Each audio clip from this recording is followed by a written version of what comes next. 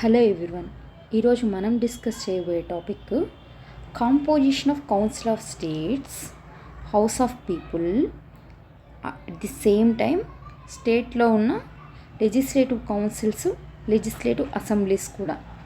Okay, మనము ఇంత constitution చదువుతున్నా సరే మనల్ని పాలించే అనుకునే మన రిప్రజెంటేటివ్స్, వాళ్ళకి సంబంధించిన డీటెయిల్స్ అంటే వాళ్ళు ఎలా ఎన్నుకోబడుతున్నారు, ఏ హౌస్కి ఎంత కంపోజిషన్ ఉంది అని తెలుసుకోకుండా మనం రాజ్యాంగం కంప్లీట్గా చదివామనే ఫీలింగ్ అయితే మనకు రాదు, అవునా?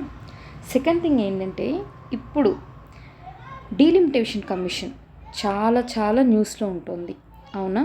ఈ డీలిమిటేషన్ కమిషన్స్ గురించి తెలియాలన్నా ఇప్పుడు మనం డిస్కస్ చేయబోయే టాపిక్ చాలా ఇంపార్టెంట్ అనమాట. అట్ ది సేమ్ టైం నారీ శక్తి అధినియం, మన women reservation bill 106th amendment 2023, ఈ బిల్ కూడా ఎప్పటి నుంచి ఇంప్లిమెంట్ అవుతుంది అంటున్నారు? 2026 తర్వాతైనా, ఆఫ్టర్ డీలిమిటేషన్ కమిషన్ తర్వాత అన్నారా? అలాగే ఒక ఫ్యూ డేస్ బ్యాక్, ఒక 1 week బిఫోర్ నుంచి ఏం న్యూస్ వస్తుంది? జమిలీ ఎలక్షన్స్ గురించి వస్తుంది, అవునా? ఈ జమిలీ ఎలక్షన్స్ వస్తున్నప్పుడు కూడా ఇదే చెప్తున్నారు, 2026 నుంచా లేకపోతే ముందా అన్నట్టు. ప్రతిసారి న్యూస్లో అయితే వీటి మీద స్ట్రెస్ అవుతుంది. సో మనం ఫస్ట్ అసలు ఒక్క హౌస్ ఆఫ్ ద పీపుల్ అట్లా ఆర్టికల్ 81 అదే కాకుండా మొత్తం ఒకసారి అన్నిటి స్ట్రక్చర్ చూద్దాం. బైకామరలిజం కొన్ని స్టేట్స్కి ఉన్నాయి, కొన్ని స్టేట్స్కి లేదు, కోర్స్. కానీ మనం ఏంటి, 4 అంటే స్టేట్లో ఉన్న 2, అట్ ది సేమ్ టైం సెంటర్లో ఉన్న 2 హౌసెస్ గురించి తెలుసుకుంటే అసలు ప్రాబ్లం ఎందుకు ఇంత న్యూస్లో ఉంది అన్నది అయితే అర్థమవుతుంది. ఎస్, అందుకనమాట. Okay, let's start the session. ఇక్కడ కొన్ని ఇంపార్టెంట్ ఆర్టికల్స్ నేను రాశాను చూడండి. ఆర్టికల్ 331 ఏం చెప్తుంది? ఆంగ్లో ఇండియన్స్ రిప్రజెంటేషన్ గురించి మాట్లాడుతుందాం. 333 అయితే స్టేట్స్లో ఆంగ్లో ఇండియన్స్ కోసం మాట్లాడుతుంది. ఆర్టికల్ 330 SC/ST రిజర్వేషన్స్ గురించి మాట్లాడుతుంది ఇన్ సెంట్రల్ పార్లమెంట్ దగ్గర. 332 ఏం మాట్లాడుతుంది? స్టేట్కి సంబంధించిందేనా, స్టేట్స్ గురించి మాట్లాడుతుంది, రైట్.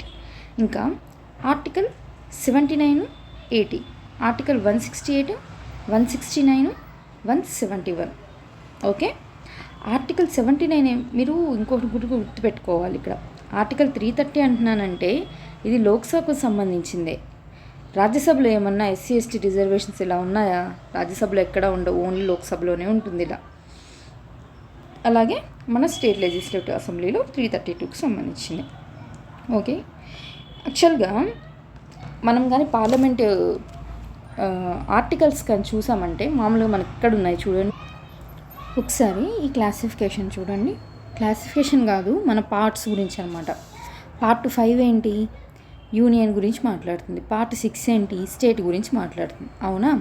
52 to 78 ప్రెసిడెంట్కి సంబంధించిన ఆర్టికల్స్ మాట్లాడుతుంది. 79 to 122 పార్లమెంట్కి సంబంధించి మాట్లాడుతుంది. 123 లెజిస్లేటివ్ ఆర్డినెన్స్ మేకింగ్ పవర్ గురించి మాట్లాడుతుంది. 124 to 147 సుప్రీంకోర్టుకి సంబంధించింది. 148 to 151 కాగ్కి సంబంధించింది. Okay, 152 to 167 governor. 168 to 212 legislature. 213 legislating making power ordinance గురించి మాట్లాడుతుంది. 214 to 232 ఇదేంటి? హైకోర్ట్స్. 232 to 237 మన సబార్డినేట్ కోర్ట్స్ గురించి మాట్లాడుతుంది. ఇప్పుడు మనం చదివే ఆర్టికల్స్ ఏంటి? 81 కానీ, అంటే 79 నుంచి తీసుకోండి, 83 వరకు ఉన్నాయి. ఓకే, అంటే 79, 80 అంటే ఇవన్నీ ఇక్కడ పార్లమెంట్లో కనిపిస్తాయి, రైట్. ఇక్కడ కూడా ఈ చాప్టర్ నెంబర్ 2లో కనిపిస్తాయి అన్నమాట. ఓకే, ఈ మాత్రం క్లారిటీ మనకు ఉంది. సరే, ఇప్పుడు ఫస్ట్ ఏం చేద్దాం? ఇదిగోండి, ఫస్ట్ 330 గురించి మాట్లాడుతున్నాం కదా. 330 ఆర్టికల్ ఇదేనా? పార్ట్ 16లో చెప్పున్నారు అని చెప్తున్నారు. Special provisions relating to certain classes, SC/STకి సంబంధించిన రిజర్వేషన్స్ గురించి మాట్లాడతారు. రీసెంట్గా మన ఏం అమెండ్మెంట్తో SC/ST రిజర్వేషన్ని పెంచున్నాం కదా, ఏ అమెండ్మెంట్ అది? 104 104 2020కి సంబంధించింది. SC/ST రిజర్వేషన్స్ ఒక 10 years మళ్ళీ ఎక్స్టెండ్ చేసాం. అంటే అంటూ 2030 వరకు. బట్ ఆంగ్లో ఇండియన్స్కి సంబంధించిన రిజర్వేషన్ని రిమూవ్ చేసేసాం. Okay, 330. House of the people పదం చూడండి, హౌస్ ఆఫ్ ద పీపుల్ అని వాడున్నారు, అంతేగాని లోక్సభ లేకపోతే లోయర్ హౌస్ అని వాడలేదు. నెక్స్ట్ 332 చూడండి. 332 in the legislative assemblies, same SC ఎస్టీకి సంబంధించింది. ఇన్ లెజిస్లేటివ్ అంటే స్టేట్ లెవెల్లో మాట్లాడుతున్నారు. ఓకే, ఇదంతా 332కి సంబంధించింది. ఒకసారి ఇది 331 అంటే ఇది ఆంగ్లో ఇండియన్స్కి సంబంధించింది. ఆంగ్లో ఇండియన్స్ ఎక్కడంట, హౌస్ ఆఫ్ ద పీపుల్ అయితే 331, అదే లెజిస్లేటివ్ అసెంబ్లీస్ అయితే 333. Right, okay. ఒక్కసారి 79 చూద్దాం. ఫస్ట్ 79 ఏమంటుంది? ఆర్టికల్ 79 జనరల్ పార్లమెంట్లో మాట్లాడుతుంది. Constitution of parliament, there shall be a parliament, there shall be a parliament for the union which shall ఖచ్చితంగా ఎవరు ఉంటారంట, consist of president and 2 houses. President పార్లమెంట్లో అంతర్భాగమా కాదా, పార్టా కాదా? President part. To be known respectively as the, వాటిని ఏమని పిలుస్తామని కూడా చెప్తున్నారు, council of states, house of people. ఏమంటున్నారు? Council of states, house of people. ఈ పేర్లు కూడా ఏమని పిలవాలో వీళ్ళే చెప్పారు. Right, okay. మనం ఫస్ట్ ఏం చేస్తామంటే 79 చూసాం. ఇప్పుడు దీనికి ప్యారలల్గా స్టేట్లో ఏం చెప్పారో చూద్దాం. ఓకేనా? ప్యారలల్గా స్టేట్కి వచ్చేసరికి ఇదిగోండి 168 ఏం చెప్తున్నారు, constitution of legislatures in states. Okay, అక్కడ ఏం మాట్లాడాం? 79 మాట్లాడాం, ఆర్టికల్ 79. ఇక్కడ ఏం మాట్లాడుతున్నాం? ఆర్టికల్ 168 గురించి మాట్లాడుతున్నాం. Right, for every state there shall be legislature. ప్రతి స్టేట్కి ఖచ్చితంగా లెజిస్లేచర్ ఉంటుందంట. విచ్ షెల్ కన్సిస్ట్ ఆఫ్, ఎవరు ఉంటారంట? గవర్నర్. అంటే గవర్నరు అసెంబ్లీలో పార్టే, ఐ మీన్ స్టేట్ లెజిస్లేచర్లో పార్ట్ అని చెప్పుకున్నారు ఇక్కడ. And A in the states of Andhra Pradesh, Bihar, Maharashtra, Karnataka, Tamil Nadu, Telangana and Uttar Pradesh 2 houses. Remaining స్టేట్స్లో ఓన్లీ 1 హౌస్ అని చెప్తున్నారు. ఇక్కడ నుంచి మనకు క్వశ్చన్ ఎలా ఫ్రేమ్ చేయొచ్చు, ఎన్ని స్టేట్స్కి బైకామరలిజం ఉంది అనొచ్చు. ఎన్ని స్టేట్స్కి ఉంది? ఏపీకి ఉందా? ఉంది. తెలంగాణకు ఉందా? ఉంది. నెక్స్ట్ మనకు సంబంధించి యూపీకి ఉందా? ఉంది. బీహార్కు ఉందా? ఉంది. కర్ణాటకకు ఉందా? ఉంది. మహారాష్ట్రకు ఉందా? ఉంది. జమ్మూ కాశ్మీర్ దగ్గర కూడా ఉంది. Okay, right. నెక్స్ట్ సెక్షన్ 2 చూడండి. Where there are 2 houses of, ఎందుకంటే అక్కడ ప్రాబ్లం లేదు, పార్లమెంట్లో ఖచ్చితంగా 2 ఉండాలని చెప్తున్నారు. బట్ స్టేట్లో చాయిస్ ఉంది కదా, సో 2 కాదు, ఏదైనా కొన్ని స్టేట్స్కి ఒకటే ఉంది, 2 ఉండే స్టేట్స్ తక్కువ ఉన్నాయి, అందుకని ఈ క్లారిఫికేషన్ ఇస్తున్నారు అనమాట. Where there are 2 houses of legislature of a state, one shall be known as legislative council and other as the legislative assembly. 2 హౌస్లు ఉంటే ఒకదాన్ని లెజిస్లేటివ్ కౌన్సిల్ అని చెప్పాలి, ఇంకో దాన్ని లెజిస్లేటివ్ అసెంబ్లీ అని చెప్పాలి అని చెప్తున్నారు. And where there is only 1 house, it shall be known as legislative assembly. అక్కడ కూడా అట్లా చెప్పాం కదా, పార్లమెంట్ అన్నాము, 2 హౌసెస్ ఉన్నాయన్న, ఆ 2 హౌసెస్ పేర్లు ఏంటి అన్నాము, ఏమన్నా కౌన్సిల్ ఆఫ్ స్టేట్స్ అన్నాము, అట్లాగే హౌస్ ఆఫ్ ద పీపుల్ అన్నాం, అట్లాగే వీటికి పేర్లు అనమాట, లెజిస్లేటివ్ కౌన్సిల్, లెజిస్లేటివ్ అసెంబ్లీ అన్నాం. Okay, right. ఇప్పుడు మనం ఏం చేసాము, ఈ ఆర్టికల్స్కి సంబంధించి డీటెయిల్స్ చూసాము. ఇప్పుడు 79 కంప్లీట్ చేసాం. మనము ఫస్ట్ ఆర్టికల్ 81 ఇటు సైడ్ కంప్లీట్ చేద్దాం. ఇవి ఏంటి, దేనికి సంబంధించింది? హౌస్ ఆఫ్ పీపుల్స్కి సంబంధించింది. రైట్, ఇది లెజిస్లేటివ్ అసెంబ్లీకి సంబంధించింది. అఫ్కోర్స్ ఇవి 2 లోయర్ హౌసెసే, కానీ ఫస్ట్ వీటిని కానీ మీరు క్లారిటీగా ఉంటే ఆటోమేటిక్గా ఈ రెండింటి మీద ఐడియా వస్తుంది. ఎందుకంటే ఒక పబ్లిక్గా అంటే 18 ఇయర్స్ దాటిన ఒక పర్సన్గా మనం ఈ రెండింటికి డైరెక్ట్ ఎలక్షన్తో మనం వీళ్ళని ఎన్నుకుంటాం. సో వీళ్ళ గురించి మనకు కొంచెం compare to Rajya Sabha and legislative council వీటి మీద కొంచెం ఐడియా ఉంటుంది. అందుకని ఫస్ట్ 81 నుంచి చూద్దాం. Right, okay. ఆర్టికల్ 81 చూద్దాం. చూడండి, composition of the house of the people. Right, ఏమని చెప్తున్నారు హౌస్ ఆఫ్ ద పీపుల్ గురించి? Subject to the provisions of article 331 ఇచ్చాడా? 331 దేనికి సంబంధించింది? ఆంగ్లో ఇండియన్స్కేనా? అందుకే అనమాట ఫస్ట్ ఆర్టికల్స్ రాసింది అక్కడ. Article 331, the house of the people shall consist of ఏమిటంట? నాట్ మోర్ దాన్ 530 మెంబర్స్, 530 మంది. నాట్ మోర్ దెన్ అంటే మ్యాక్సిమం నెంబర్ అని చెప్తున్నారా? చూజన్ బై ఎలా అంటే వాళ్ళు direct election from the territorial constituencies in the states. Right, 530 మంది ఈ లెజిస్లేటివ్ హౌస్ ఆఫ్ ద పీపుల్లో ఉంటారు అంటే లోక్సభకు 500 మందిని ప్రత్యక్షంగా ఎన్నుకుంటాము అని ఎక్కడ చెప్పారు? ఈ కాన్స్టిట్యూషన్లోనే చెప్పున్నారు. అది క్లాస్ 1లో సబ్ క్లాస్ ఏ కింద చెప్పున్నారు. Second thing, not more than 20 members. Okay, to represent the union territories, యూటీస్కి సంబంధించి చెప్తున్నారు. ఓకే, ఇది స్టేట్స్కి సంబంధించి చెప్పుకున్నాం. చూజన్ ఇన్ సచ్ మేనర్, ఇక్కడ ఏమైనా ఎట్లా ఆ 20 మందిని ఎన్నుకుంటామని ఏమైనా చెప్పారా? లేదు.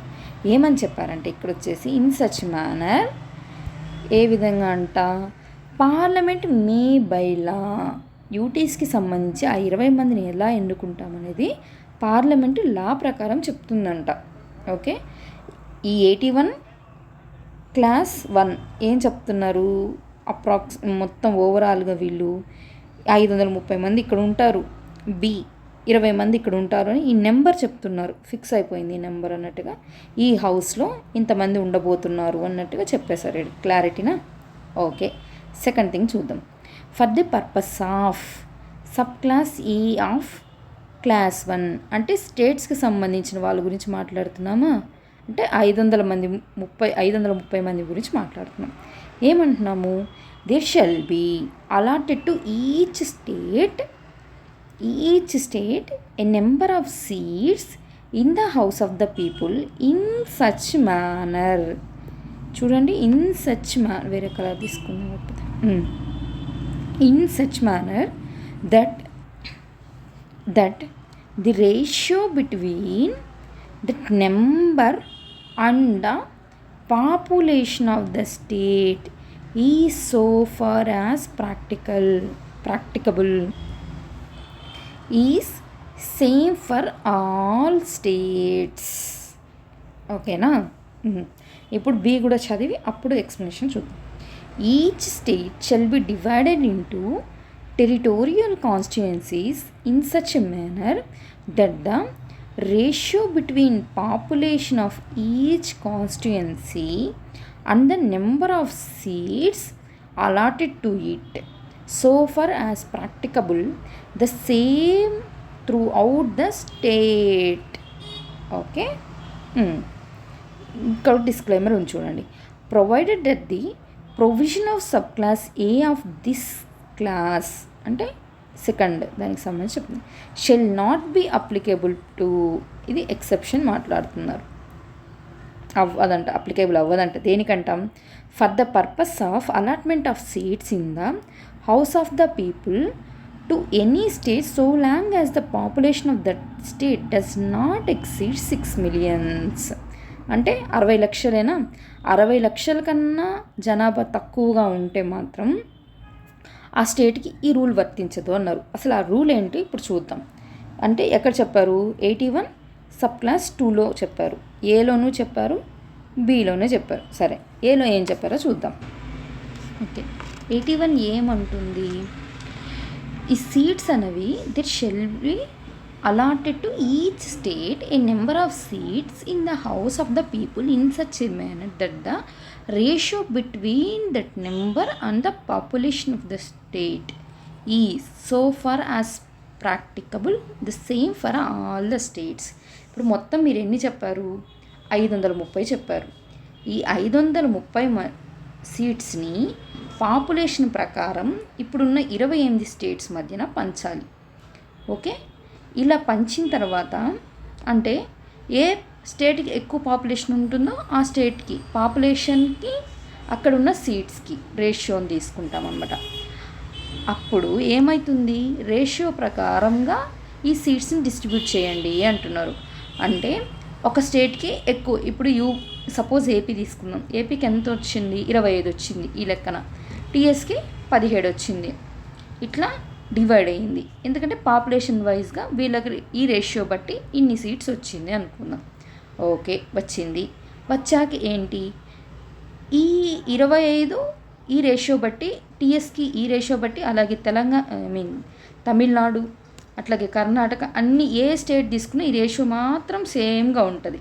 ఓకేనా, అది ఏలో చెప్పారు. బీలో ఏం చెప్తున్నారు, ఇప్పుడు మీరు 25 సపోజ్ ఏపీనే తీసుకోండి, 25 అని తీసుకున్నారు కదా, ఈ 25కి మీరు కాన్స్టిట్యుయెన్సీస్ ఎట్లా చేయాలి అంటే ప్రతి కాన్స్టిట్యుయెన్సీలు కూడా ఒకే సైజు ఉండాలి. అర్థమైందా, అంటే 25 సీట్లని మీకు ఎంత, ఒక 5 కోట్ల మంది ఉన్నారు అనుకుందాం ఓటర్స్, 5 కోట్లకి డిస్ట్రిబ్యూట్ చేయాలి. చేసి ఈచ్ సైజు ఒకే విధంగా ఉండాలి. ఇప్పుడు సపోజ్ 25 అని చెప్పాము, 25ని ఏం చేశారు మీరు, ఇక్కడ చూడండి, దీన్ని 25 ఉందనుకోండి, మొత్తం 50 మంది ఉన్నారు అనుకుందాం, లేకపోతే 500 మంది ఉన్నారు అనుకుందాం ఏపీలో ఇప్పటికి ప్రజెంట్ ఎగ్జాంపుల్ లాగా. మీకు ఎన్ని ఇచ్చారు, 25 సీట్లు ఇచ్చారు. అంటే 20, ప్రతి సైజు 20 20 20 రిప్రజెంట్ చేయాలి. అట్లా 25 ప్లేసెస్ ఉంటాయి, ప్రతి ప్లేసు 20 మందిని రిప్రజెంట్ చేయాలి. ఓకేనా, ఇదన్నమాట అర్థం. Right, okay. ఇది 81 సబ్ క్లాస్ 2కి సంబంధించింది. సబ్ క్లాస్ 3 ఏమంటుంది, in this article the expression population means the population as ascertained at the last preceding census of which the relevant figures have been published. ఏమన్నారు, in this article the expression population అంటే ఏంటి అంటే last census ఏదైతే ఉంటుందో ఆ సెన్సస్కి సంబంధించింది అని చెప్తున్నారు. Provided that the reference in this clause to the last preceding census of which the relevant figures have been published shall until the relevant figures for the first census taken after the year 2026. 2026 తర్వాత ఏవైతే first census చేస్తారో దానికి సంబంధించి వీటిని reorganise చేయాలంట తర్వాత అని చెప్తున్నారు. నెక్స్ట్ దీంట్లో సెక్షన్ 1 ఏం చెప్తున్నారు, సెక్షన్ 2 ఏం చెప్తున్నారు చూద్దాం. సెక్షన్ 1 ఏమంటున్నారంటే for the purpose of sub clause A of sub clause 2 అంటే ఇదేనా, ఏ స్టేట్కి ఎన్ని సీట్లు, 2A ఏం చెప్తుంది, ఏ స్టేట్కి ఎన్ని సీట్స్ అని చెప్తుంది, ఏ స్టేట్కి ఏ సీట్స్ వస్తుంది అని చెప్తుంది. బి ఏం చెప్తుంది, వాటి మధ్య ఉన్న టెరిటోరియల్ కాన్స్టిట్యుయెన్సీస్ గురించి చెప్తుంది. రైట్, ఇక్కడ చూడండి, ఇప్పుడు ఇక్కడ ఏమంటున్నాడు, clause A of clause 2 and the provision to that clause as reference to the 1971 census. మీకు ఈ సీట్లు అనేవి ఎలా అలాట్ చేస్తున్నారంట, 71 సెన్సెస్కి సంబంధించిన పాపులేషన్ని తీసుకొని ఈ సీట్స్ అనేవి డిఫైన్ చేశారు. ఎందుకంటే అప్పుడు ఏమైంది, ఫ్యామిలీ ప్లానింగ్ తీసుకొచ్చారు ఆ టైంలో, అవునా. ఈ ఫ్యామిలీ ప్లానింగ్ వల్ల ఏమైంది, సదరన్ స్టేట్స్ ఏమో బాగా పర్ఫామ్ చేసాయి, నార్థన్ స్టేట్స్ ఏమో సరిగ్గా పర్ఫామ్ చేయలేదంటే పాపులేషన్ ఇంకా పెరుగుతూనే ఉంది.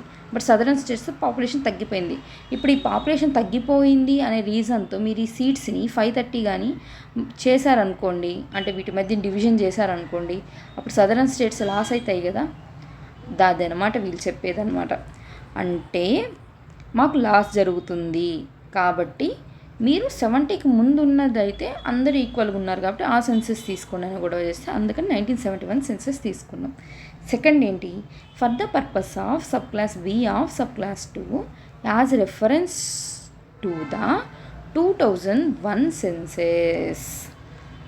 మీకు సీట్స్ అన్నీ అలాట్ అయిపోయింది కానీ మీ స్టేట్లో పాపులేషన్ ఇప్పుడు పెరుగుండొచ్చు కదా, సో అందుకేం చేస్తారంటే మీ సీట్స్ అనే ఫిక్స్, ఇప్పుడు 25 సీట్లు అని 25 ఫిక్స్, కానీ మీ పాపులేషన్ పెరుగుండొచ్చు.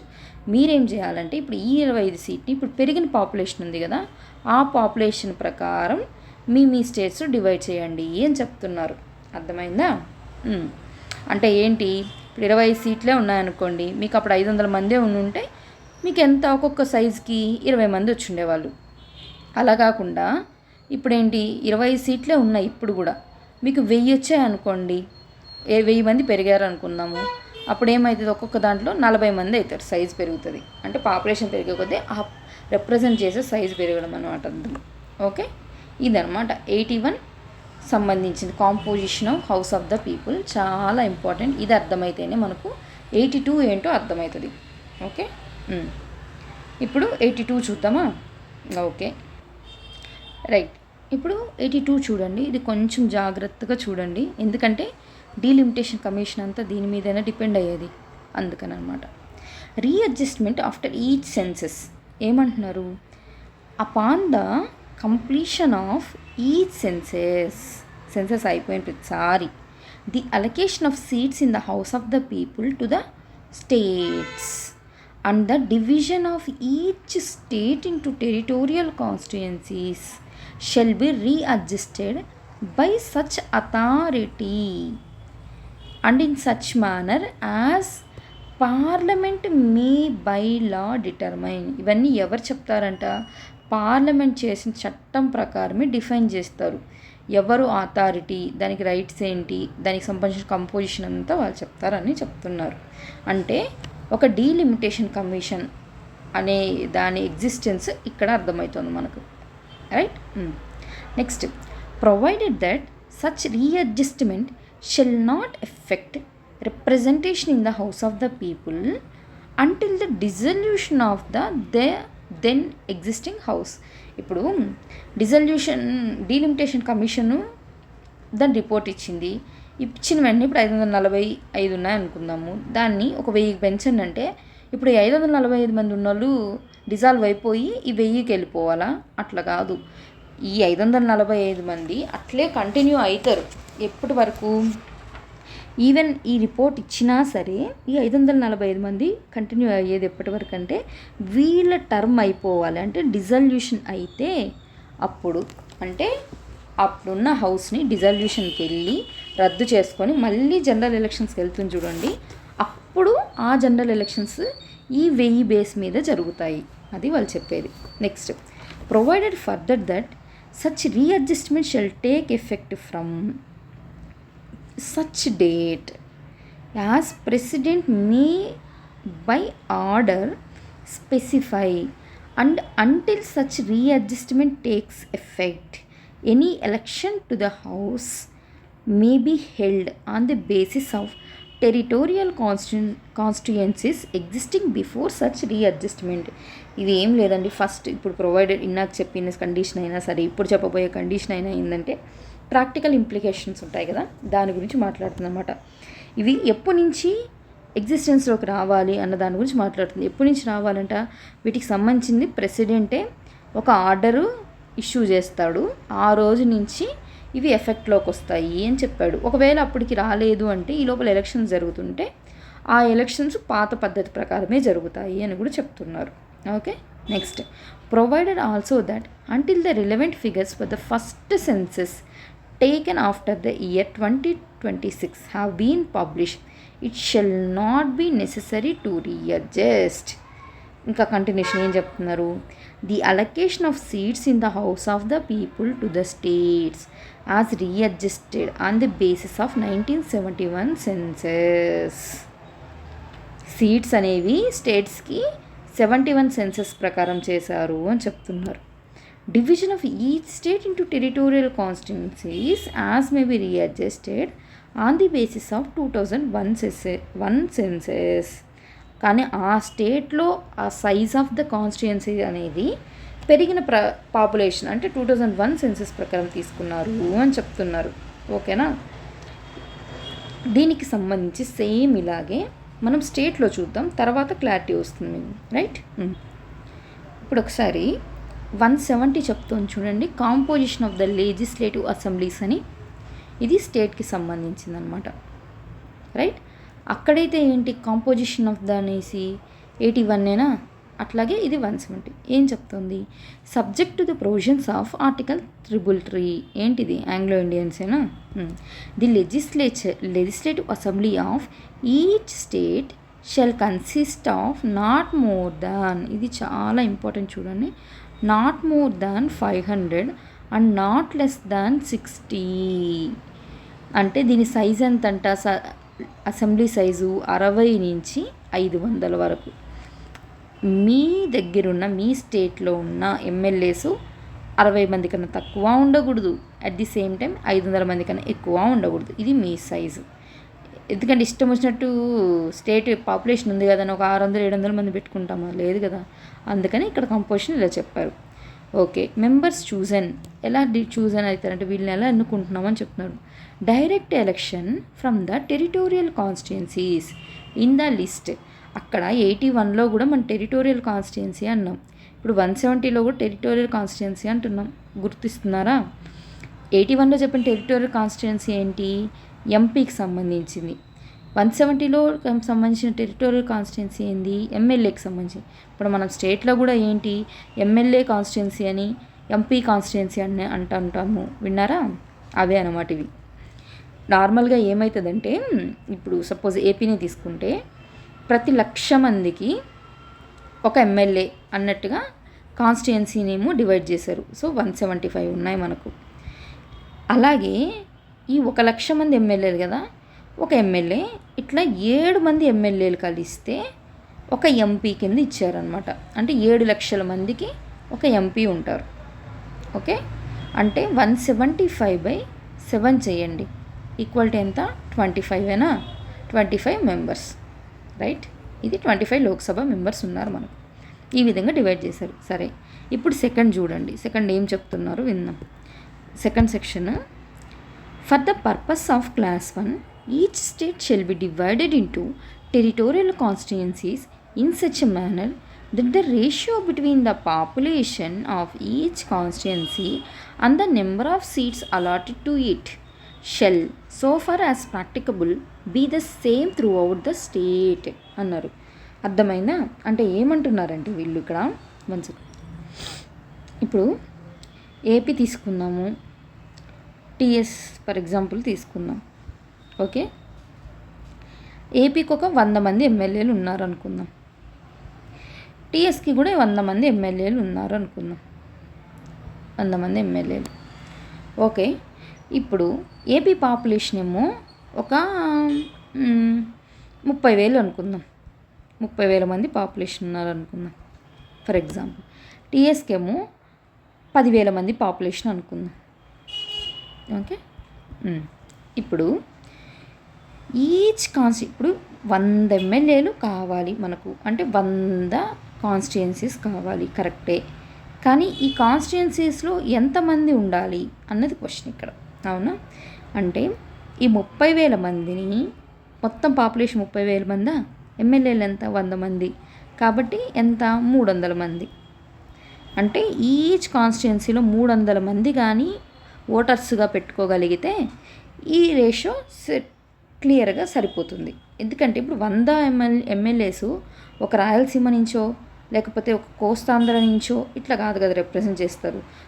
మొత్తం పైనున్న జిల్లాల నుంచి కింద వరకు, ఇంతకుముందున్న పాత జిల్లాలు అయితే 13 జిల్లాలు, ప్రతి జిల్లా నుంచి అలాగే ఉండాలి రిప్రజెంటేషన్. ఇక్కడ జిల్లాలు అనే దానికన్నా పాపులేషనే ఇంపార్టెంట్ అనమాట, డిస్ట్రిక్ట్స్ కాదు. డిస్ట్రిక్ట్స్ ఏంటి, జ్యూరిస్డిక్షన్స్, ఆ టెరిటోరియల్ జ్యూరిస్డిక్షన్ పెట్టాం.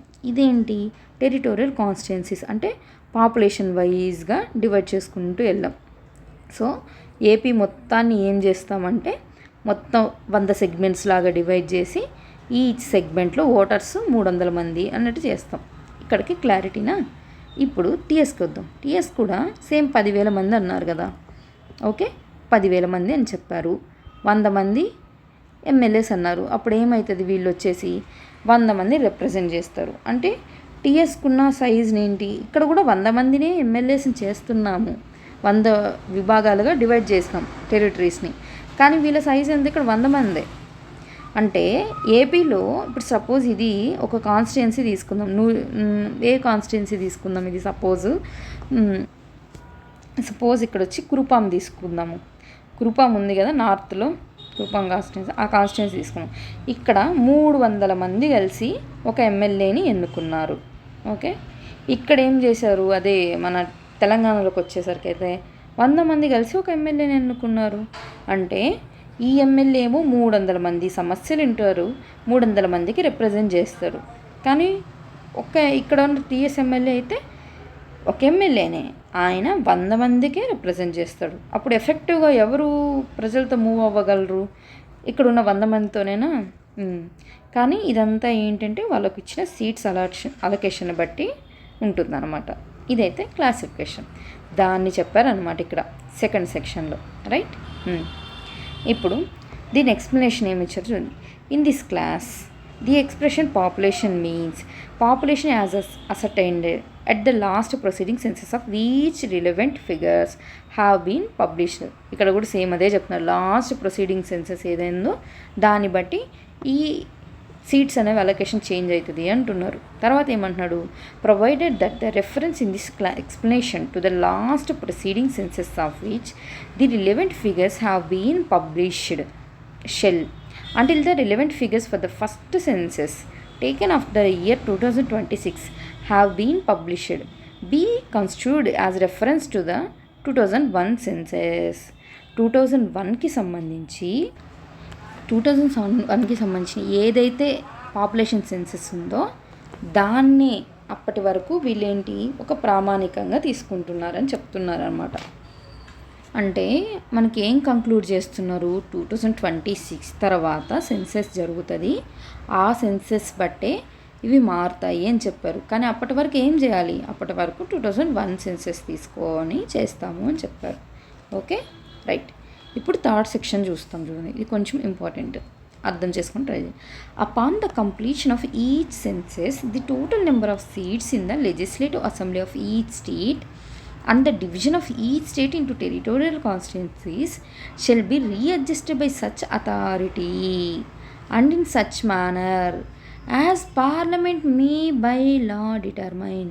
ఎవరంటే ఇక్కడ పార్లమెంట్ చెప్తుందంట ఒక లా ప్రకారం. ఓకే, అర్థమైందా? పార్లమెంట్ ఇక్కడ లా ప్రకారం చెప్తుంది అన్నారు. ఇప్పుడు ఇది ఇంకొంచెం క్లారిటీ అర్థం కావాలంటే ఏపీ రీఆర్గనైజేషన్ యాక్ట్ జరిగింది, అవునా?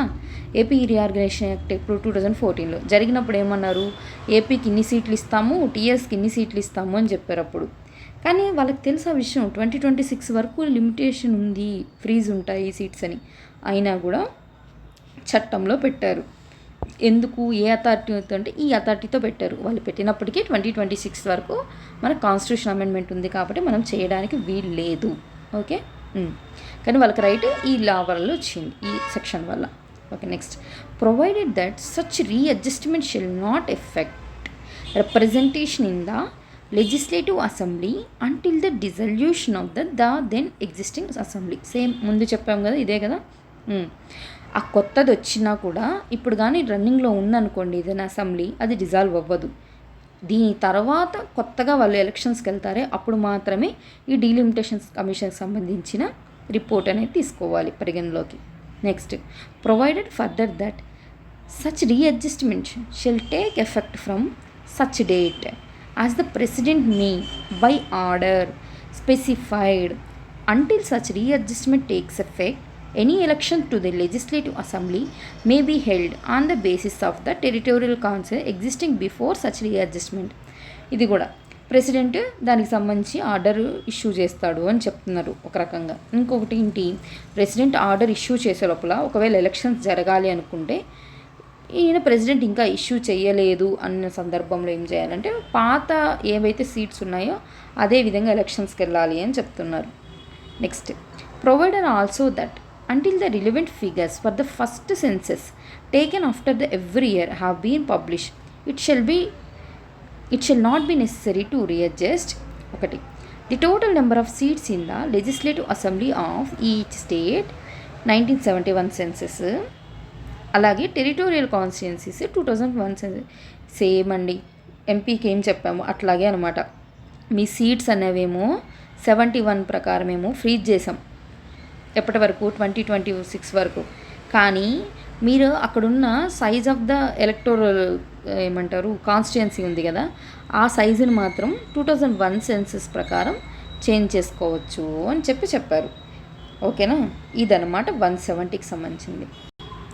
ఇప్పుడు ఒకసారి 81ని అలాగే 81 సెకండ్ అలాగే 82ని ఈ 2 చదివాం కదా. మనం ఇప్పటిదాకా 81 కంప్లీట్ చేసాం, 82 కంప్లీట్ చేసాం, 170 కంప్లీట్ చేసాం. ఈ 3 విన్న దాంట్లో ఏముంది, పార్లమెంట్ మే బై లా అని చెప్పున్నారు ఆల్రెడీ, రైట్. దాని ప్రకారం ఏం చేశారంటే డీలిమిటేషన్ కమిషన్ అనే దాన్ని మన వాళ్ళు కమిషన్ చేశారనమాట. దీంట్లో ఎవరెవరు ఉంటారంటే రిటైర్డ్ సీజేఐకి సంబంధించిన సుప్రీంకోర్టు సీజేఐ ఉంటారు, లేదా రిటైర్డ్ జడ్జ్ అయినా ఉండొచ్చు, సుప్రీంకోర్టు జడ్జి. ఆయనతో పాటు చీఫ్ ఎలక్షన్ కమిషనర్ ఇప్పుడు ఉంటారు కదా, ఆయన chief election commissioner. At the same time ఆ స్టేట్ ఎలక్షన్ కమిషనర్ ఉంటారు కదా, ఆయన కూడా ఉంటారనమాట. ఒక చిన్న క్లారిఫికేషను, 1 సెకండ్. Okay, right. ఒకసారి చూడండి, మనకు ఎలక్షన్ కమిషన్ ఉంది, ఎలక్షన్ కమిషన్ ఆఫ్ ఇండియా. దాని బిల్డింగ్ పేరు ఏమంటాము, నిర్వాచన సదన్ అంటాం, అవునా. ఓకే, ఈ ఎలక్షన్ కమిషనర్కి ఎవరు ఉంటారు, చీఫ్ ఎలక్షన్ కమిషనర్ ఉంటారు, అదర్ ఎలక్షన్ కమిషనర్స్ ఉంటారు. ఇది వీళ్ళ కంపోజిషన్, రైట్. స్టేట్లో కూడా ఏంటి, ఎలక్షన్ కమిషన్ ఉంటుంది, ఇది స్టేట్ ఎలక్షన్ కమిషన్. ఈ ఎలక్షన్ కమిషన్ ఆఫ్ ఇండియా ఏం చేస్తుంది, అందరికీ ఎలక్షన్స్ పెట్టేది మ్యాక్సిమం వీళ్ళే. ఎక్సెప్ట్ స్టేట్ ఎలక్షన్ కమిషన్ ఎవరికి పెడుతుంది, పంచాయతీ గవర్నెన్స్ అంటే లోకల్ సెల్ఫ్ గవర్నమెంట్లో ఉన్నాయి కదా, 73 అలాగే 74. అంటే ఎవరు, పంచాయత్స్, మున్సిపాలిటీస్కి, వీటికి మాత్రమే స్టేట్ ఎలక్షన్ కమిషన్ పెడుతుంది, మిగతా అన్నిటికీ ఎలక్షన్ కమిషన్ ఆఫ్ ఇండియా అనే పెడుతుంది. ఓకే, ఇక్కడ వరకు క్లారిటీనే. ఇప్పుడు జనరల్ ఎలక్షన్స్ జరుగుతున్నాయి. అప్పుడు ఒకవేళ ఫర్ ఎగ్జాంపుల్ ఏపీలో లాగా బోత్ ఇక్కడ ఎంపీ ఎలక్షన్స్ అలాగే MLA elections at a time జరుగుతూనే ఉన్నాయనుకుందాం. ఇప్పుడు చాలాసార్లు న్యూస్లో ఏం చూపిస్తారు, అప్పుడు ఒక సిఈసి కనిపిస్తూ ఉంటారు, చీఫ్ ఎలక్టరేట్ ఆఫీస్ అని చెప్పి. మొన్న కూడా మనకు సంథింగ్ మీనా అని చెప్పి ఒక ఆయన ఉండేవాళ్ళు, ఆయన ఆధ్వర్యంలో ఎలక్షన్స్ కండక్ట్ చేసినట్టు చూపించారు. ఇప్పుడు 2024 ఎలక్షన్స్ ఐడియా ఉందా. ఇక్కడ అదే టైంలో ఏంటి, సెంటర్లో చీఫ్ ఎలక్షన్ కమిషనర్ కూడా ఉంటారు. ఎవరైనా ఎలక్షన్ కమిషన్ ఆఫ్ ఇండియాకు ఉన్న హెడ్ అనమాట. కానీ స్టేట్ ఎలక్షన్ కమిషనర్ ఇంకొకరు ఉంటారు, అర్థమవుతోందా.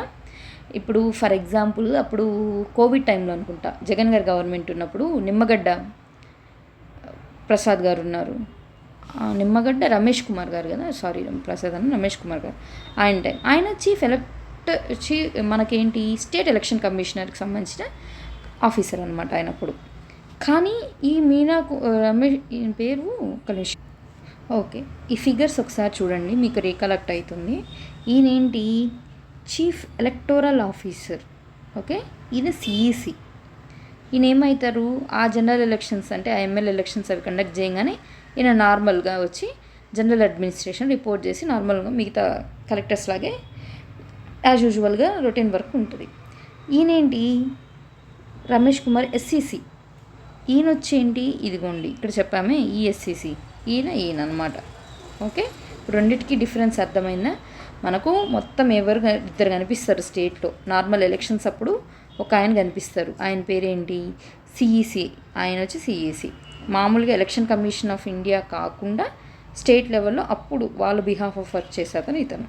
అది కాకుండా లోకల్ గవర్నమెంట్ వాళ్ళకి అంటే ఎల్ఎస్జీస్కి చేసేది ఎవరు వచ్చి ఎస్సీసీ అనమాట. Okay, right. సరే, ఇప్పుడు ఈ ఎస్సీసీ ఎవరు, ఇప్పుడు మనం చెప్పామే నిమ్మగడ్డ గారి విషయంలో అలా అనమాట. ఆ ఎస్సీసీ వీళ్ళ ముగ్గురు కంపోజ్ అయ్యి ఏ స్టేట్కి వెళ్తున్నారో అప్పుడు ఆ స్టేట్ ఎస్సీసీ కలిసి వీళ్ళిద్దరితో ఒక రిపోర్ట్ రెడీ చేస్తారనమాట. ఇక్కడ 3 విషయాలు గుర్తుపెట్టుకోవాలి. ఏంటంటే ఇప్పుడు పార్లమెంట్ ఇలా లా చేసింది కదా, ఈ లా ఫైనల్, ఏ కోర్టులో అడగకూడదు, దీనికి జ్యుడిషియల్ రివ్యూలు ఇవన్నీ రావన్నమాట. నెక్స్ట్ ఈ డీలిమిటేషన్ కమిషన్ ఉంది కదా, ఈ డీలిమిటేషన్ కమిషన్ ఒక రిపోర్ట్ ఇస్తుంది, ఆ రిపోర్ట్ కూడా ఫైనలే, ఇంకా దాని మీద చర్చ ఓటింగ్లు ఇవి ఏమి ఉండకూడదు అనమాట. నెక్స్ట్ ఈ డీలిమిటేషన్ కమిషన్ రిపోర్ట్ని ఏ కోర్టులో కూడా క్వశ్చన్ చేయకూడదు. అంటే మీరు అటు పార్లమెంట్లోనూ మాట్లాడొద్దు, ఇటు కోర్టులోనూ మాట్లాడదు, ఎవ్వరికి దీంట్లో తావులేదు. ఎందుకంటే మీరు ఆల్రెడీ చీఫ్ ఎలక్షన్ కమిషన్ మీ వాడు ఎగ్జిక్యూటివ్ అతను ఉన్నాడు, సో గవర్నమెంట్గా మీరెందుకు క్వశ్చన్ చేయాలి. నెక్స్ట్ కోర్ట్ అంటున్నారు, మీ జడ్జే కదా ఉన్నారు, రిటైర్డ్ అయినా ఉండొచ్చు కానీ మీ వాళ్ళే కదా ఉన్నారు, సో అన్ని విషయాలు పరిగణలోకి తీసుకొనే చేస్తారు కాబట్టి ఇది ఇంకా ఫైనల్, దీని మీద ఎలాంటి ఆల్టరేషన్స్ ఇవేమి ఉండకూడదు. ఒకసారి ఆలోచించండి, ఆల్టరేషన్స్ ఇట్లా అన్ని ఎజిటేషన్స్ అన్నీ ఉన్నాయనుకోండి, ఇంకా ప్రతి స్టేట్ పోయి మాకు ఇన్ని కావాలి అడుగుతుంది. ఇంక రోజు అది ఇంకా ఆగదనమాట, గొడవగానే ఉంటుంది. అందువల్ల ఆ రిపోర్ట్ అనేది ఫైనల్ ఇంకా అంతే. ఓకే, ఇప్పటిదాకా ఎన్నిసార్లు వేశారు డీలిమిటేషన్ కమిషన్? ఇప్పటిదాకా 4 సార్లు వేశారు. కానీ 4 సార్లు అయినా మా పాపులేషన్ సెన్సెస్ జరిగింది కాదు కదా. ఎందుకు డీలిమిటేషన్ కమిషన్ ఏమని చెప్పారు? ప్రతి పాపులేషన్ సెన్సెస్ అయిన తర్వాత మాట్లాడండి అన్నారు. కానీ అట్లా జరగలేదన్నమాట. 52లో యాక్ట్ చేశారు, 52లోనే కమిషన్ ఏర్పాటు చేశారు. 62లో యాక్ట్ చేశారు, 63లో కమిషన్ ఏర్పాటు చేశారు. ఎవరు ఈ యాక్ట్ చేసేది? పార్లమెంటేనా? పార్లమెంట్. 72లో యాక్ట్ చేశారు, 73లోనే కమిషన్ చేశారన్నమాట. 73లో చేశారు 1 ఇయర్ తర్వాత. 2002లో యాక్ట్ చేశారు, 2002లోనే కమిషన్ కూడా ఏర్పాటు చేశారనమాట. ఇప్పటి వరకు ఎన్నిసార్లు అంటే 4 టైమ్స్ అనమాట. రైట్. ఇంకా నెక్స్ట్ వచ్చేసి దీనికి సంబంధించిన ఆర్టికల్స్ చాలా ఇంపార్టెంట్, ఇవి గుర్తుపెట్టుకోవడానికి ట్రై చేయండి. ఏంటంటే 42nd అమెండ్మెంట్ 1976. అప్పుడు ఎవరున్నారు? ఇందిరాగాంధీ గారి గవర్నమెంట్. ఇప్పుడు ఏం చేశారు? అప్పుడు ఫ్యామిలీ ప్లానింగ్ తీసుకొచ్చిందే వీళ్ళు కదా. అప్పుడు ఏమన్నంటే 1971 సెన్సెస్ ప్రకారం సీట్స్ని అలాట్ చేద్దాం. రైట్. టెరిటోరియల్ కాన్స్టిట్యుయెన్సీస్ని పాపులేషన్ ప్రకారం మీరు డివైడ్ చేయండి అని చెప్పారు. 84th అమెండ్మెంట్ 2001లో ఏం చేశారంటే 42nd అమెండ్మెంట్ జరిగేటప్పుడు ఏం చెప్పారంటే 2000 వరకు ఈ సీట్స్ అనేవి ఫ్రీజ్ అవుతాయి. ఏవైతే 543 సీట్స్ ఉన్నాయి కదా, ఆ సీట్స్ 2000 సంవత్సరం వరకు ఫ్రీజ్ అయ్యి ఉంటాయని కూడా చెప్పారనమాట. కానీ 84th అమెండ్మెంట్ 2001 వచ్చి ఏం చేసిందంటే 2000లో చేయాలి కదా, మార్చాల్సి ఉంటుంది. సో ఇది ఇట్లా కాదని చెప్పి 2026 వరకు దీన్ని కంటిన్యూ చేశారు. రైట్. 2026 వరకు ఈ ఫ్రీజింగ్ ఉంటుంది అని చెప్పారు. ఈ టెరిటోరియల్ కాన్స్టిట్యుయెన్సీస్ మాత్రం 1991 పాపులేషన్ ప్రకారం ఉంటుంది అని చెప్పారు. ఓకే. ఈ 1991 సెన్సెస్ అని చెప్పిన వెంటనే మళ్ళీ ఏం చేశారంటే 87th అమెండ్మెంట్ తీసుకొచ్చారన్నమాట 2003. అబ్జర్వ్ చేశారా? 2001, 2003 ఎవరి టైము? వాజ్పేయి గారి టైం కదా. వాజ్పేయి గారి టైంలో, సారీ ఇక్కడ బై మిస్టేక్ రాసిన. ఏ సెన్సెస్ ప్రకారం తీసుకోవాలి అన్నారంటే 2001 సెన్సెస్ ప్రకారం తీసుకోండి అని చెప్పారనమాట. ఇది ఇప్పుడు దాకా జరిగిన కథ అనమాట. అసలు ఎందుకు డీలిమిటేషన్ కమిషను సీట్స్ పెంచాలని అజిటేషన్ కానీ ఇవన్నీ ఎందుకు రైజ్ అవుతున్నాయి ఒకసారి ఆలోచించండి. ఇందాక అనుకున్నాం కదా మనము, ఏది ఏపీకి టీఎస్కి సంబంధించి చెప్పాను కదా, వాళ్ళు 300 మందికి ఒక ఎమ్మెల్యే రిప్రజెంట్ చేస్తున్నాడు, ఇక్కడేమో 100 మందికి ఒక ఎమ్మెల్యే రిప్రజెంట్ చేస్తున్నాడు. అలాగే లోక్సభ తీసుకుందాం, లోక్సభలో సౌత్ ఇండియాలో నుంచి వెళ్ళిన ఒక ఎంపీ ఒక 10,000 మందికి రిప్రజెంట్ చేస్తున్నాడు అనుకుందాం.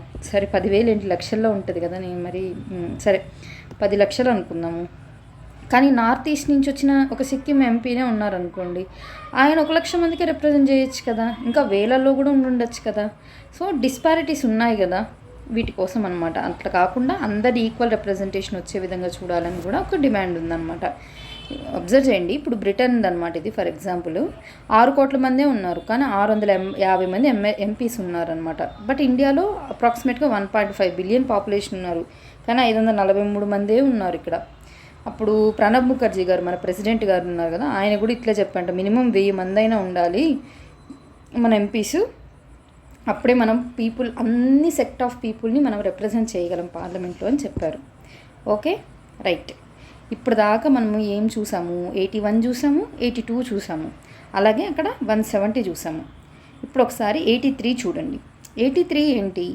ది కౌన్సిల్, ఇది వేరే కలర్ తీసుకుందాం, మరి అన్నీ క్లమ్జీ అయిపోతుంది. The council of states shall not be subject to dissolution but as nearly as possible 1/3 of the members thereof shall retire as soon as they may be on the expiration of every second year in accordance with the provisions made in that behalf of by parliament by law. ఇది కూడా ఎవరు చెప్తారంట? లా ప్రకారం చెప్తారంట. ఎవరు చెప్పాలి? అలా parliament చెప్తుందని చెప్పారు. ఇక్కడ చూసారా, వాళ్ళు డిజల్యూషన్ అలాంటి పదాలు వాడలేదు, రిటైర్డ్ అన్నారు. రిటైర్డ్ అని ఎందుకు అంటున్నారు? ఇది ఎప్పటికీ పర్మనెంట్ బాడీ కాబట్టి రిటైర్, ఆ పర్సన్స్ రిటైర్ అవ్వచ్చు, కానీ ఆ సభ అనేది రిటైర్డ్ అవ్వదు. దేని గురించి మాట్లాడుతున్నాం అసలు? Rajya Sabha, council of states. Okay, ఇప్పుడు సెకండ్ చూడండి, ది హౌస్ ఆఫ్ పీపుల్. ఈ లైన్ కోసం మనం వచ్చింది ఇప్పుడు. The house of people unless sooner dissolved, మీరు ముందే మీరుగా రద్దు చేసుకుంటే, అంటే ముందస్తు ఎలక్షన్స్కి వెళ్తే తప్ప మిగతా టైంలో షెల్ కంటిన్యూ ఫర్ 5 years.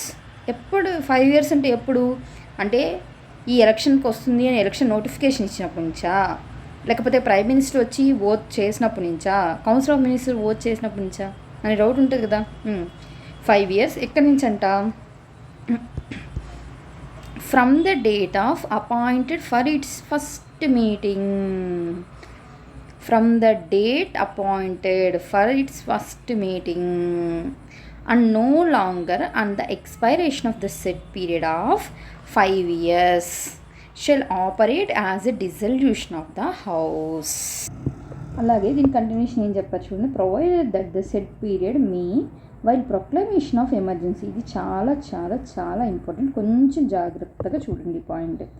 ఏం చెప్తున్నారు, provided that the said period మీ, ఏది సెట్ పీరియడ్ 5 years చెప్పున్నారా, అది may while proclamation of emergency is in operation. ఒకవేళ ఎమర్జెన్సీ కానీ ఆపరేషన్లో ఉంటే be extended by parliament by law చట్టం చెయ్యాల్సిందే for a period of not exceeding 1 year at a time and not extending in any case beyond a period of 6 months after the proclamation has ceased to operate. ఒకసారి ఈ line దగ్గర చదవండి. Provided that for the period of while proclamation of emergency is in operation.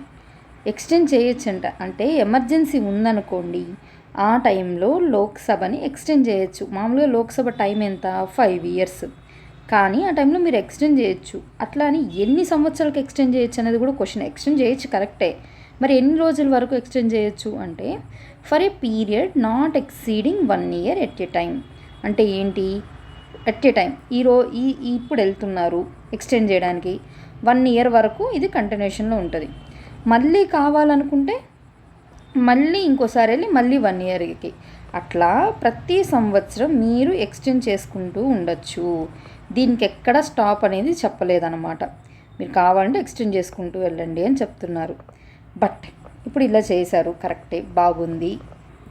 ఇప్పుడు suppose ఇప్పుడు మనం ఎక్కడ ఉన్నాము, 2024లో ఉన్నాము. 2024 డిసెంబర్ అనుకున్నాం. ఇప్పుడు ఎక్స్టెండ్ చేయాలని చెప్పి అనుకున్నాము. ఈ టర్మ్ వెళ్ళేసరికి ఎప్పటి వరకు ఉంటుంది, ఇది 2025 డిసెంబర్ వరకు ఉండాలి, మామూలుగా అయితే ఉండాలి. కానీ ఇక్కడ ఏమన్నారు ఒకసారి అబ్జర్వ్ చేయండి ఈ వర్డ్స్. ఇప్పుడు చూడండి, not extending in any case beyond the period of 6 months after the proclamation has cease to operate. అంటే మీరు చేసుకున్నారు ఏమని, ఎక్స్టెండ్ చేస్తాం 1 year.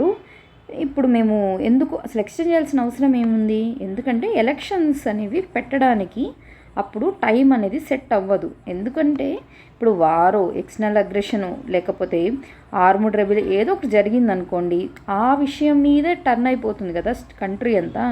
అంటే పోలీస్ బలగాలు కానీ ఇంకా అడ్మినిస్ట్రేటివ్ మేక అన్నీ అక్కడ ఉంటాయి. మరి ఎలక్షన్స్ ఎలా కండక్ట్ చేయగలరు, అందులోనూ ఇంత నిష్పక్షపాతంగా ఫెయిర్ అండ్ ఫ్రీ ఎలక్షన్స్ అన్నాము, ఎలా చేయగలము, అది పాసిబుల్ అవ్వదు. కాబట్టి అందుకని లోక్సభకి డిజల్యూషన్ ఇచ్చాం, కరెక్టే. మీరు 2024 డిసెంబర్లో వెళ్ళి నేను ఇంకో 1 year ఎక్స్టెండ్ చేస్తాను అన్న టైంకి ఎమర్జెన్సీ ఉంది, అందుకని మీరు ఎక్స్టెండ్ చేసుకున్నారు, కరెక్టే.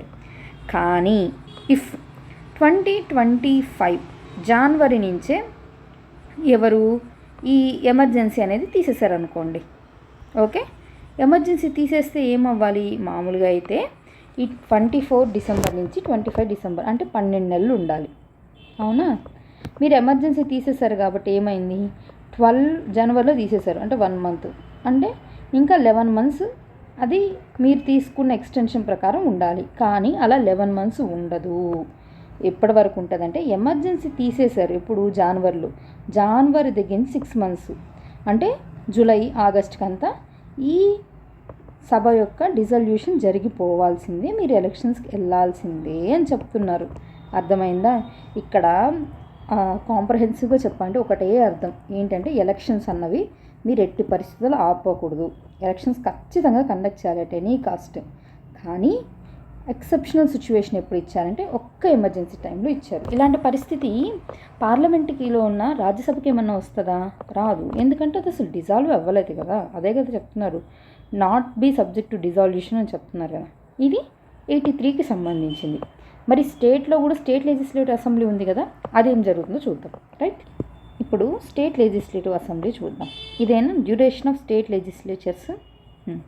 ఏం చెప్పాడు, every legislative assembly of every state unless sooner dissolved షిల్ continue for 5 years from the date appointed for its first meeting and no longer on the expiration of the said period of shall operate as a dissolution of the assembly.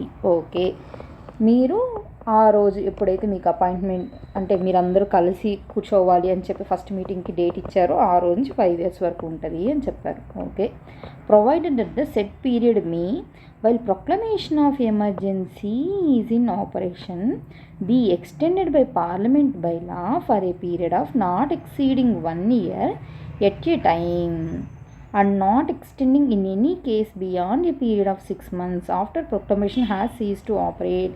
Same ఇప్పుడు అక్కడ ఏం చెప్పామో అదే అన్నమాట. 1 year మీరు every year 1 yearకి extend చేసుకుంటూ వెళ్ళొచ్చు. కానీ దీనికి లిమిటింగ్ టైం అంటే ఏం చెప్పలేదు. అది మన చేతిలో ఉండదు కదా, అది ఎమర్జెన్సీ ఇచ్చిన సిచ్యువేషన్ బట్టి ఉంటుంది కదా. కాబట్టి 1 year అని చెప్పారు. కానీ ఎట్టి పరిస్థితుల్లో ఎమర్జెన్సీ తీసేసిన తర్వాత 6 months కన్నా మించి మీ లెజిస్లేటివ్ అసెంబ్లీ అనేది ఫోర్స్లోకి రాకూడదు. ఖచ్చితంగా డిజాల్వ్ చేయాల్సిందే, మీరు వెళ్ళి ఎలక్షన్స్ని ఎదుర్కోవాల్సిందే అని చెప్తున్నారు. రైట్, సెకండ్ చూద్దాం. Legislative council of a state shall not be subjected to dissolution. తెలిసిందే, అది సేమ్ కౌన్సిల్ ఆఫ్ స్టేట్స్ లాగే పర్మనెంట్ బాడీ అనుకుంటాం కాబట్టి. But as nearly as possible 1/3 of the members thereof shall retire as soon as may be on the expiration of every second year in accordance with the provisions made in that behalf by parliament by law. ఇక్కడ కూడా ఏం చెప్తున్నారు, parliament by లా అని చెప్పారు. ఇక్కడ గమనించారనుకోండి, మీరు 83లో ఏం చెప్పారు, ఫస్ట్ కౌన్సిల్ ఆఫ్ స్టేట్స్ గురించి మాట్లాడి తర్వాత హౌస్ ఆఫ్ ద పీపుల్ గురించి మాట్లాడారు. కానీ 172లో గమనిస్తే స్టేట్ లెజిస్లేటివ్ అసెంబ్లీ గురించి మాట్లాడి తర్వాత లెజిస్లేటివ్ కౌన్సిల్ గురించి మాట్లాడారు. అర్థమవుతుందా? అంటే అన్ని స్టేట్స్కి లెజిస్లేటివ్ కౌన్సిల్ ఉండదు కదా, సో అందుకనే అనమాట వీళ్ళు ఫస్ట్ లెజిస్లేటివ్ అసెంబ్లీ గురించి మాట్లాడారు. Okay, right. ఇప్పుడు అంటే ఇప్పటి వరకు మనం ఏమేమి చూసాము, 330 గురించి మాట్లాడాం, 332 గురించి మాట్లాడాం, 331 గురించి మాట్లాడాం, 333 గురించి మాట్లాడాం. అంటే డీటెయిల్గా డిస్కస్ చేయలేదు, బట్ వీటి ప్రెజెన్స్ అనేది గురించి మాట్లాడాం. అవునా, 79 గురించి మాట్లాడాం. రైట్, అలాగే స్టేట్స్కి సంబంధించి 168 కూడా మాట్లాడాం. అవునా, ఇది అయిపోయిన తర్వాత ఏం చేసాం మనము, 81 గురించి మాట్లాడాం, 82 గురించి మాట్లాడాం, 83 గురించి మాట్లాడాం. అట్ ది సేమ్ టైం స్టేట్కి సంబంధించి 170 గురించి మాట్లాడాం. అవునా, అట్లాగే ఏం మాట్లాడాం మనం ఇప్పటి వరకు, 172 గురించి కూడా మాట్లాడాం. రైట్, ఇప్పటికి ఈ క్లారిటీ రావాలి. ఓకే, ఇక్కడికి మనం ఏంటి, డైరెక్ట్ ఎలక్షన్తో ఉన్న బాడీస్ గురించి మాట్లాడాం, ఆ హౌసెస్ అయిపోయింది. ఇప్పుడు ఏం చేయాలి అంటే మనము ఇప్పుడు వెళ్ళేసి ఇక్కడ ఉన్నాయి కదా లెజిస్లేటివ్ కౌన్సిల్స్కి సంబంధించి వీటి గురించి మాట్లాడాలన్నమాట. అంటే ఏం మాట్లాడాలి, 80 గురించి మాట్లాడదాము. 1 సెకండ్ ఇక్కడ తీసుకుందాం. ఆర్టికల్ 80 గురించి మాట్లాడదాం, ఆర్టికల్ 169, 171 గురించి మాట్లాడదాం. రైట్, ఇవేంటి మనకు అప్పర్ హౌసెసేనా. ఇక్కడ 80 ఉంది, ఏది మన రాజ్యసభకు సంబంధించి, బట్ స్టేట్లో 171 కూడా ఉంది. ఏం చెప్తుందో 171 కూడా చూద్దాం. ఓకే, 80 చూద్దాం ఇప్పుడు. ఫస్ట్ 80 చూడండి, article 80 composition of the council of states.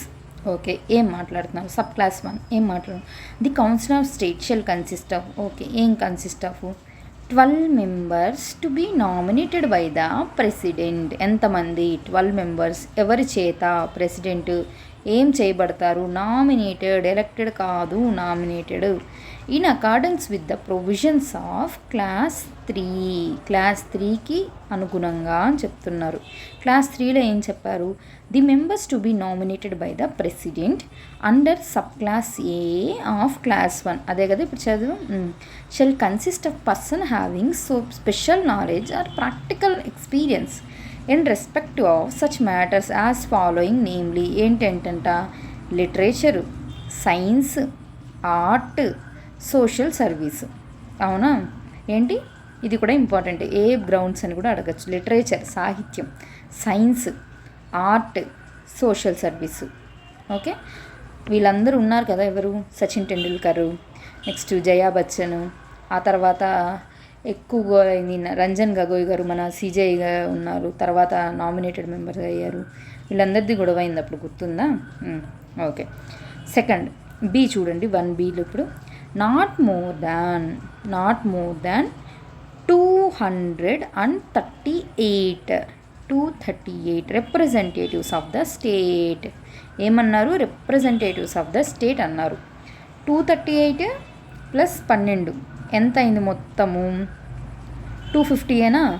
అదే ఎక్కడ స్టేట్ లోయర్ హౌస్లో అయితే ఏమని చెప్పారు?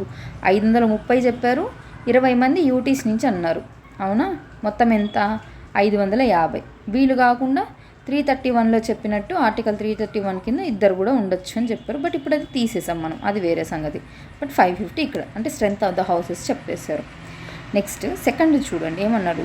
The allocation of seats in the council of state to be filled by the representatives of the states and of the union territories shall be in accordance with the provisions in that behalf contained in the 4th schedule. వీళ్ళు ఎవరెవరు ఏ state నుంచి ఎంతమంది ఉంటారు, UTs నుంచి ఎంతమంది ఉంటారు అని ఎక్కడ చెప్పుంటారంట? 4th షెడ్యూల్లోంచి చెప్పుంటారు అని చెప్తున్నారు. ఇక్కడ మీరు ఇంకోటి గుర్తుపెట్టుకోవాలి. సెకండ్ సెక్షన్ నుంచి మీకు ఇంకో ఇన్ఫరెన్స్ ఏం రావాలంటే, అంటే రాజ్యసభ ఎంపీలు అనేవాళ్ళు ఎవరు? Representatives of the states. అంటే ఎక్కడి నుంచి వీళ్ళందరూ వస్తారు? స్టేట్స్లో ఉన్న ఎమ్మెల్యేస్ వీళ్ళు ఎన్నుకుంటారనమాట. ఎన్నుకొని ప్రతి స్టేట్ నుంచి ఇంతమందిని పంపిస్తారు. ఆ విధంగా రాజ్యసభకి రిప్రజెంటేషన్ ఉంటుంది. ఓకే, ఇది ఎట్లుంటుంది? ఇప్పుడు ఎమ్మెల్యేస్ అనేవాళ్ళు ప్రతి స్టేట్కి, ఇప్పుడు ఏపీకి ఇంతమంది ఎమ్మెల్యేలు ఉన్నారు, టీఎస్కి ఇంతమంది ఉన్నారు, తెలంగాణకి ఇంతమంది ఉన్నారు. ఇప్పుడు వీళ్ళ తరపునే కదా వీళ్ళు వెళ్ళారు. అంటే వీళ్ళు ఎమ్మెల్యేలు ఎంత నెంబర్ ఉన్నారో ఆ ప్రపోర్షన్లోనే ఎంపీలు కూడా ఉంటారు రాజ్యసభలో. అంతేనా? వాళ్ళ బలాలు ఉంటాయి. అంతేగాని ఏపీకి ఎంతమంది ఎంపీలు ఉన్నారో రాజ్యసభలో అంతేమంది టీఎస్కి ఉండరు, అంతేమంది తెలంగాణకు ఉండరు. అర్థమైందా? ఇది ఇక్కడి నుంచి మీరు తెలుసుకోవాల్సిందనమాట. ఓకే, ఇక్కడ ఏంటి ఇంకొకటి విషయం ఏం చేయాలి? 4th షెడ్యూల్లో ఏమని చెప్తున్నారు? 4th షెడ్యూల్లో ఉంటారంట వీళ్ళు ఏ స్టేట్ నుంచి ఎంతమంది అన్నది అని చెప్పి. స్టేట్స్ యూటీస్ గురించి కూడా రిప్రజెంట్ చేస్తారు. ఇది ఎవరు? ఒక లా ద్వారా చెప్పబడుతుంది. ఎవరు చెప్పబడతారు? పార్లమెంట్ చెప్తుంది అని చెప్పారు. ఓకే, ఇప్పుడు ఇక్కడికి 1, 2, 3 అయింది. ఇప్పుడు 4 చూడండి. The representatives of the each state in the council of states shall be elected by the elected members of the legislative assembly of the state in accordance with the system of proportional representative by means of single transferable vote. ఈ పదం చాలా చాలా చాలా important. ఈ section ఇంకా important. ఈ విషయం గుర్తుపెట్టుకోవాలి. నిన్న మనము ల్యాప్సింగ్ ఆఫ్ బిల్స్ అక్కడ మాట్లాడేటప్పుడు చెప్పాను, ఇది proportional representation, means of single transferable vote అని చెప్పేసి. ప్రపోర్షనల్ రిప్రజెంటేషన్ చాలా మెథడ్స్ ఉన్నాయి. అలా ఎస్టీవీ ఒక మెథడ్ అనమాట. ఆ మెథడ్లో మనం తీసుకుంటాం. ఏముంది? ఇప్పుడు ఎంతమంది అయినా పార్టిసిపేట్ చేయొచ్చు. 1, 2 అంటే కన్ఫ్యూజ్ అవుతారు. ఏ అనే పర్సను, బి అనే పర్సను, సి అనే పర్సన్, డి అనే పర్సన్, ఇట్లా అందరూ కంటెస్ట్ చేయొచ్చు. కానీ ఏమవుతుంది? మీకు ఎమ్మెల్యేస్ ఎంతమంది ఉన్నారు? 175 మంది ఉన్నారు అనుకున్నాం. 175 మంది ఒకేలాగా వేయాలని లేదు కదా. ఒకరు ఏం చేస్తారు? ఒక పర్సన్ వచ్చేసి ఏకి ఫస్ట్ ప్రయారిటీ ఇస్తారు. అలాగే ఇంకొక పర్సన్ వెళ్ళి ఏకి సెకండ్ ప్రయారిటీ ఇచ్చారేమో, ఇంకో పర్సన్ ఏకి థర్డ్ ప్రయారిటీ ఇచ్చారేమో, ఇంకొకరికి ఏమో ఫస్ట్ ప్రయారిటీ ఇచ్చారేమో, అట్లా ఉండొచ్చు కదా. అలా ఇవి ఇంకొకసారి డీటెయిల్గా మాట్లాడుతుంది. ఇక్కడ ఇలా ఏమంటారు, డివియేట్ అయితే టాపిక్. ఇప్పుడు ఇట్లా అయితే ఇస్తారని గుర్తుపెట్టుకోండి. ఇలా అన్ని ఇటరేషన్స్ అయిన తర్వాత అప్పుడు ఫైనల్గా ఒకరిని డిక్లేర్ చేస్తారు. Okay, right. ఇదైతే ఈ పదం ఖచ్చితంగా గుర్తుండాలి. System of proportional representation by means of single transferable vote, right. Next fifth section చూడండి. ఫిఫ్త్ ఏం చెప్తుంది? The representatives of the union territories in the council of states shall be chosen in such a manner as parliament మేలా prescribe. ఇక్కడ UTs నుంచి కూడా ఉంటారు రాజ్యసభ ఎంపీలు. వాళ్ళని ఎవరు ఎన్నుకుంటారు అన్నారా? ఎన్నుకోరు. ఇక్కడ లా చెప్తుంది అనమాట. ఆ లా ఎవరు ప్రొవైడ్ చేస్తారు? పార్లమెంట్ తీసుకొస్తుంది. ఆ లా ప్రకారం తీసుకుంటాము అని చెప్పారనమాట. బట్ ఫోర్త్లో ఏమో అట్లా చెప్పలేదు. స్టేట్ అసెంబ్లీ నుంచి ఎన్నుకుంటారు అని చెప్పారు క్లియర్గా. ఈ విషయం గుర్తుపెట్టుకోవాలి. ఓకే, ఇక్కడ స్టేట్ లెజిస్లేటివ్ కౌన్సిల్స్ నుంచి కూడా ఎన్నుకుంటామని ఏమైనా చెప్పారా? అబ్జర్వ్ చేశారా? సెక్షన్ 4కి సంబంధించి లేదు. స్టేట్ లెజిస్లేటివ్ కౌన్సిల్ గురించి మాట్లాడలేదు, ఎందుకంటే అందరికీ లేవు కదా స్టేట్ లెజిస్లేటివ్ కౌన్సిల్స్, అందువల్ల. ఇంకొకటి ఇక్కడ 5th సెక్షన్ బట్టి చూడండి. యూటీస్ నుంచి రాజ్యసభకి ఏమంటారు వాళ్ళకి రిప్రజెంటేషన్ ఉంటుందా అని కూడా క్వశ్చన్ ఉండొచ్చు. ఉంటుంది ఖచ్చితంగా, ఇక్కడ ఇచ్చున్నారు కదా అందుకే ఉంటుంది. ఇంకా కూడా ఏమనొచ్చు, రాజ్యసభ ఎస్సీ ఎస్టీ రిజర్వేషన్స్ ఉన్నాయా అని అడుగుతారు. ఎస్సీ ఎస్టీ రిజర్వేషన్స్ ఉండదు రాజ్యసభ నుంచి. ఓకే, నెక్స్ట్ థింగ్ ఏంది?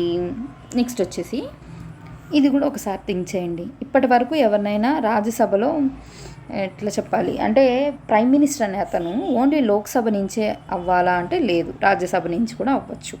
బెస్ట్ ఎగ్జాంపుల్ ఎవరు? మన మన్మోహన్ సింగ్ గారు. మన్మోహన్ సింగ్ గారు లోక్సభ నుంచి రాలేదనమాట, ఆయన రాజ్యసభ నుంచి వచ్చారు. ఆయన ప్రజల చేత ఎన్నుకోబడలేదు, కానీ 10 సంవత్సరాలు ప్రైమ్ మినిస్టర్గా ఉన్నారు. అదేవిధంగా వెంకయ్య నాయుడు గారు, ఆయన కూడా అనమాట. ఆయన కూడా అప్పుడు స్టేట్ లెజిస్లేటివ్ అసెంబ్లీ వాళ్ళు ఎన్నుకోవాలి కదా. ఏపీలో అసలు బీజేపీకి ఆర్జినల్స్ కూడా అంతంత మాత్రంగా ఉండింది అనమాట, రిప్రజెంటేషన్ ఎక్కడుంది. అలాంటప్పుడు ఏమైందంటే వెంకయ్య గారి సర్వీసెస్ ఖచ్చితంగా కావాలి కదా అని చెప్పి ఆయన్ని తీసుకెళ్ళి కర్ణాటక నుంచి తీసుకొని మంత్రివర్గంలోకి తీసుకున్నారన్నమాట. ఇప్పుడు ఈయన గురించి చెప్తూ ఉన్నప్పుడు ఒక్కసారి అబ్జర్వ్ చేయండి. కర్ణాటక నుంచి అన్నాను, ఐడియా ఇది అబ్జర్వ్ చేశారు ఈ వర్డ్. దీనికి ఇంకొంచెం కంటిన్యూషన్గా మాట్లాడదాం. మన్మోహన్ సింగ్ గారు ఉన్నారు కదా, ఆయన యాక్చువల్గా ఓటర్ ఎక్కడంటే ఢిల్లీలో ఓటర్, ఓకేనా. కానీ ఆయన రాజ్యసభకి ఎక్కడి నుంచి, ఏ స్టేట్ నుంచి రిప్రజెంట్ చేశారు అంటే అస్సాం నుంచి రిప్రజెంట్ చేశారు. ఇక్కడ ఇంకొక పదం కూడా గుర్తుండాలి మీకు, టెరిటోరియల్ కాన్స్టిట్యుయెన్సీస్ అని చాలాసార్లు మాట్లాడుతున్నాం, అవునా. టెరిటోరియల్ కాన్స్టిట్యుయెన్సీ ఎక్కడెక్కడ చెప్తున్నాం మనము? ఇది ఎమ్మెల్యే కాన్స్టిట్యుయెన్సీ, ఎంపీ కాన్స్టిట్యుయెన్సీ అన్నాము. అక్కడ ఎంపీ అంటే ఏంది? డిఫాల్ట్గా తీసుకోవాల్సిన లోక్సభ ఎంపీ అని, ఎందుకంటే మనం వాళ్ళకే కదా ఓటేస్తున్నాం. కానీ మీరు ఎక్కడైనా రాజ్యసభ ఎంపీని పట్టుకొని ఈయన ఇట్లా మల్కాజ్గిరి ఎంపీ లేకపోతే ఇంకొక ఎంపీ అట్లా మాట్లాడతారా? లేదు. ఎప్పుడు కూడా రాజ్యసభ ఎంపీని మాట్లాడేటప్పుడు ఆ స్టేట్కి సంబంధించి మాట్లాడతాం. పలానా రాష్ట్రానికి ఈయన ప్రాతినిధ్యం వహిస్తున్నాడు అని మాట్లాడతాం. అదే ఇక్కడ అబ్జర్వ్ చేయండి. ఓటు ఢిల్లీలో ఉంది, కానీ ఆయన ఏ రాష్ట్రం నుంచి అని చెప్తున్నారు రిప్రజెంటేషన్, అస్సాం. ఏ కాన్స్టిట్యుయెన్సీ నుంచి అని మాట్లాడట్లేదు. ఓకే, ఇది గుర్తుపెట్టుకోవాలన్నమాట, మర్చిపోవద్దు. నెక్స్ట్ వెంకయ్య నాయుడు గారి గురించి మాట్లాడాం కదా. వెంకయ్య నాయుడు గారు కూడా ఆయన ఏంటి, ఏపీ నుంచి లేదు అని చెప్పి ఏం చేశారు, కర్ణాటక నుంచి తీసుకున్నారు. దీనికి ముందు ఏమైంది అంటే, ఎందుకు ఇంత స్పెసిఫిక్గా దీని గురించి మాట్లాడుతున్నా అంటే, ఇప్పుడు మీరు ఒక దగ్గర ఓటరు, మీరు ఏం చేస్తారు అయితే మీ ఎమ్మెల్యే కాన్స్టిట్యున్సీకి ఓటేస్తారు, లేదా ఒక ఎంపీ కాన్స్టిట్యున్సీలో మీరు ఉంటారు కాబట్టి ఓటేసేవాళ్ళు. ఇక్కడ మాత్రమే మీకు సంబంధించిన జ్యూరిస్డిక్షన్ అనేది ఇక్కడ ఉంటుంది. అంటే ఈ ఎమ్మెల్యే అనుకోండి, మీ ఎమ్మెల్యే ఫర్ ఎగ్జాంపుల్ పవన్ కళ్యాణ్ని తీసుకోండి. పవన్ కళ్యాణ్ గారే అప్పుడు 2 దగ్గర పోటీ చేశారు, ఓకేనా. బట్ ఆయన ఓటర్ వేరే దగ్గరగా ఉన్నింది, కానీ 2 దగ్గర కూడా పోటీ చేయొచ్చు కదా, అవునా. ఇదేంటి, ఇది ఒక రాష్ట్రంలో అయితే ఎమ్మెల్యేకి సంబంధించింది, ఓకే చెల్లుబాటు అవుతుంది అనుకుందాం. ఎందుకంటే ఆ రాష్ట్రంలో ఎక్కడైనా మెంబరే కాబట్టి ఏ కాన్స్టిట్యుయెన్సీకైనా పోటీ చేయొచ్చు, గెలిస్తే అది వాళ్ళకి సంబంధించి గెలుపోవటంలో వాళ్ళ రిప్రజెంటేషన్ బట్టి ఉంటాయి అనుకుందాం. బట్ ఇక్కడ ఏమైంది, వెంకయ్య నాయుడు గారి విషయంలో అయినా మన్మోహన్ సింగ్ గారి విషయంలో అయినా వాళ్ళు ఓటర్గా వేరే రాష్ట్రంలో ఉన్నారు, వేరే కాన్స్టిట్యుయెన్సీలో కాదు, రాష్ట్రంలో ఉన్నారనమాట. వాళ్ళు ఓటరేమో ఒక రాష్ట్రంలో ఉన్నారు, బట్ వాళ్ళు రిప్రజెంట్ చేసేదేమో వేరే రాష్ట్రంకి అనమాట.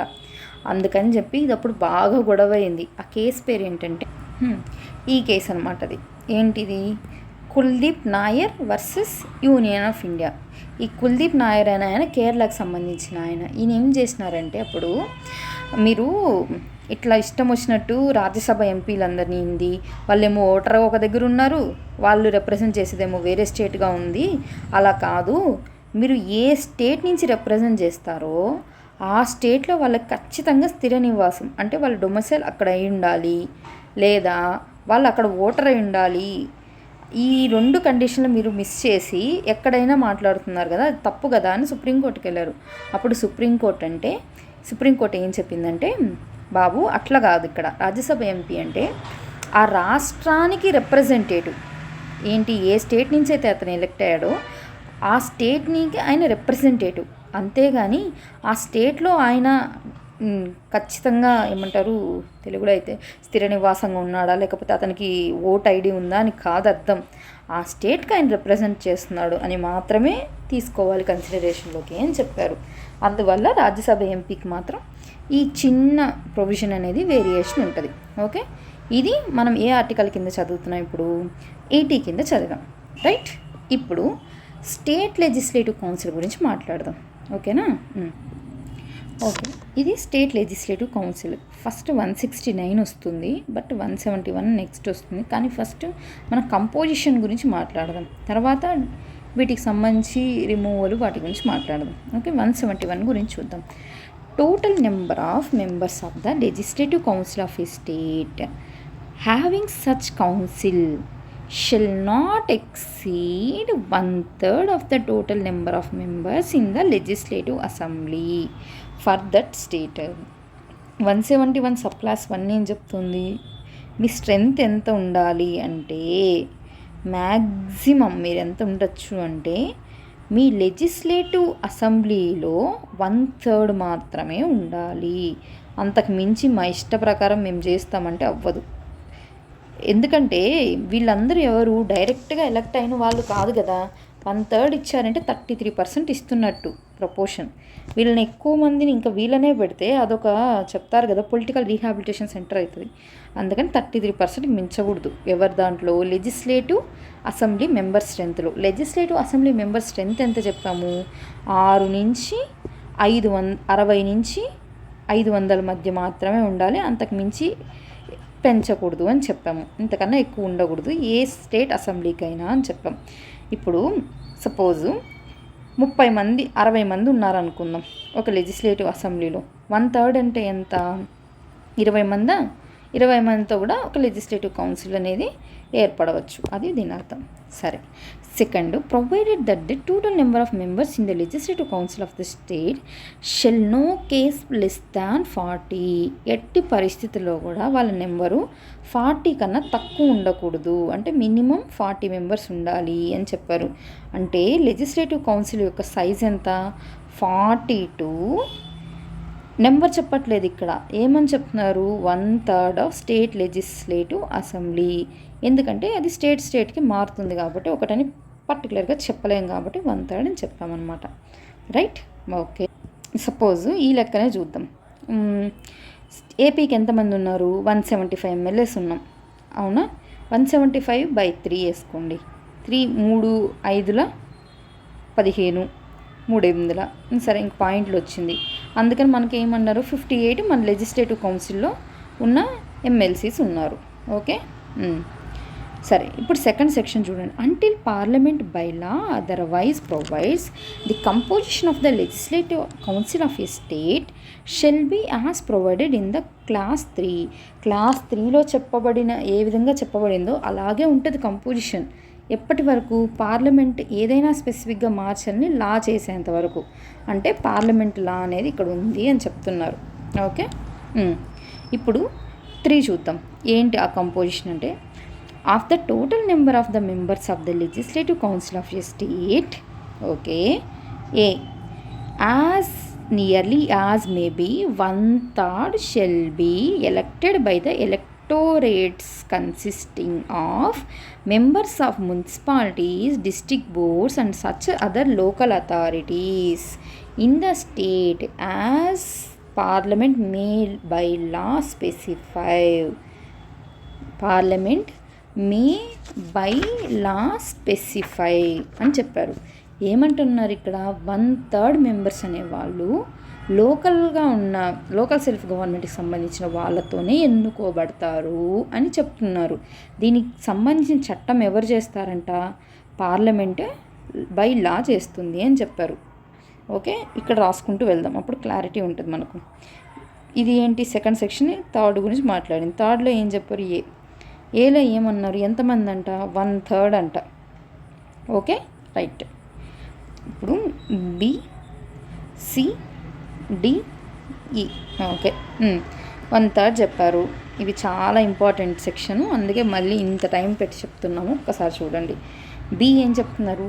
As nearly as may be 1/12 shall be elected by the electors consisting of persons residing in the state who have been for at least 3 years graduates of any university in the territory of India or have been for at least 3 years in the position of qualification prescribed by or under any law made by the parliament as equivalent to that of graduate of such any university.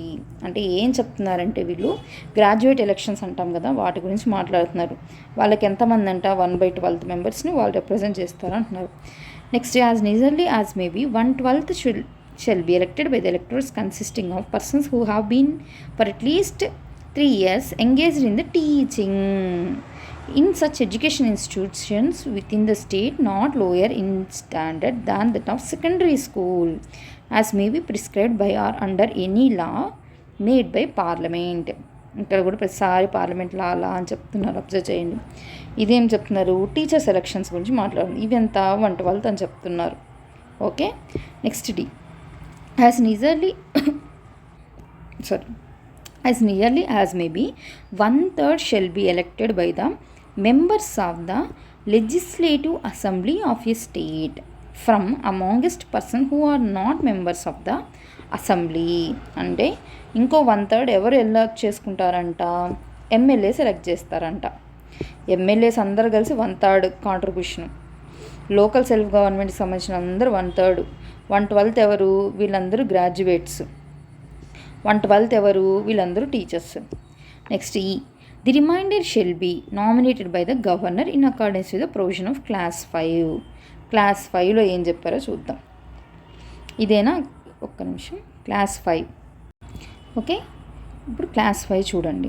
ఏం చెప్పారు? The members to be nominated by the governor under sub clause E of clause 3 shall consist of persons having special knowledge or practical experience in respect of such matters as following, namely literature, science, art, cooperative movement. ఇక్కడ ఒక పదం కొత్తగా వచ్చింది చూడండి, cooperative movement, and social service.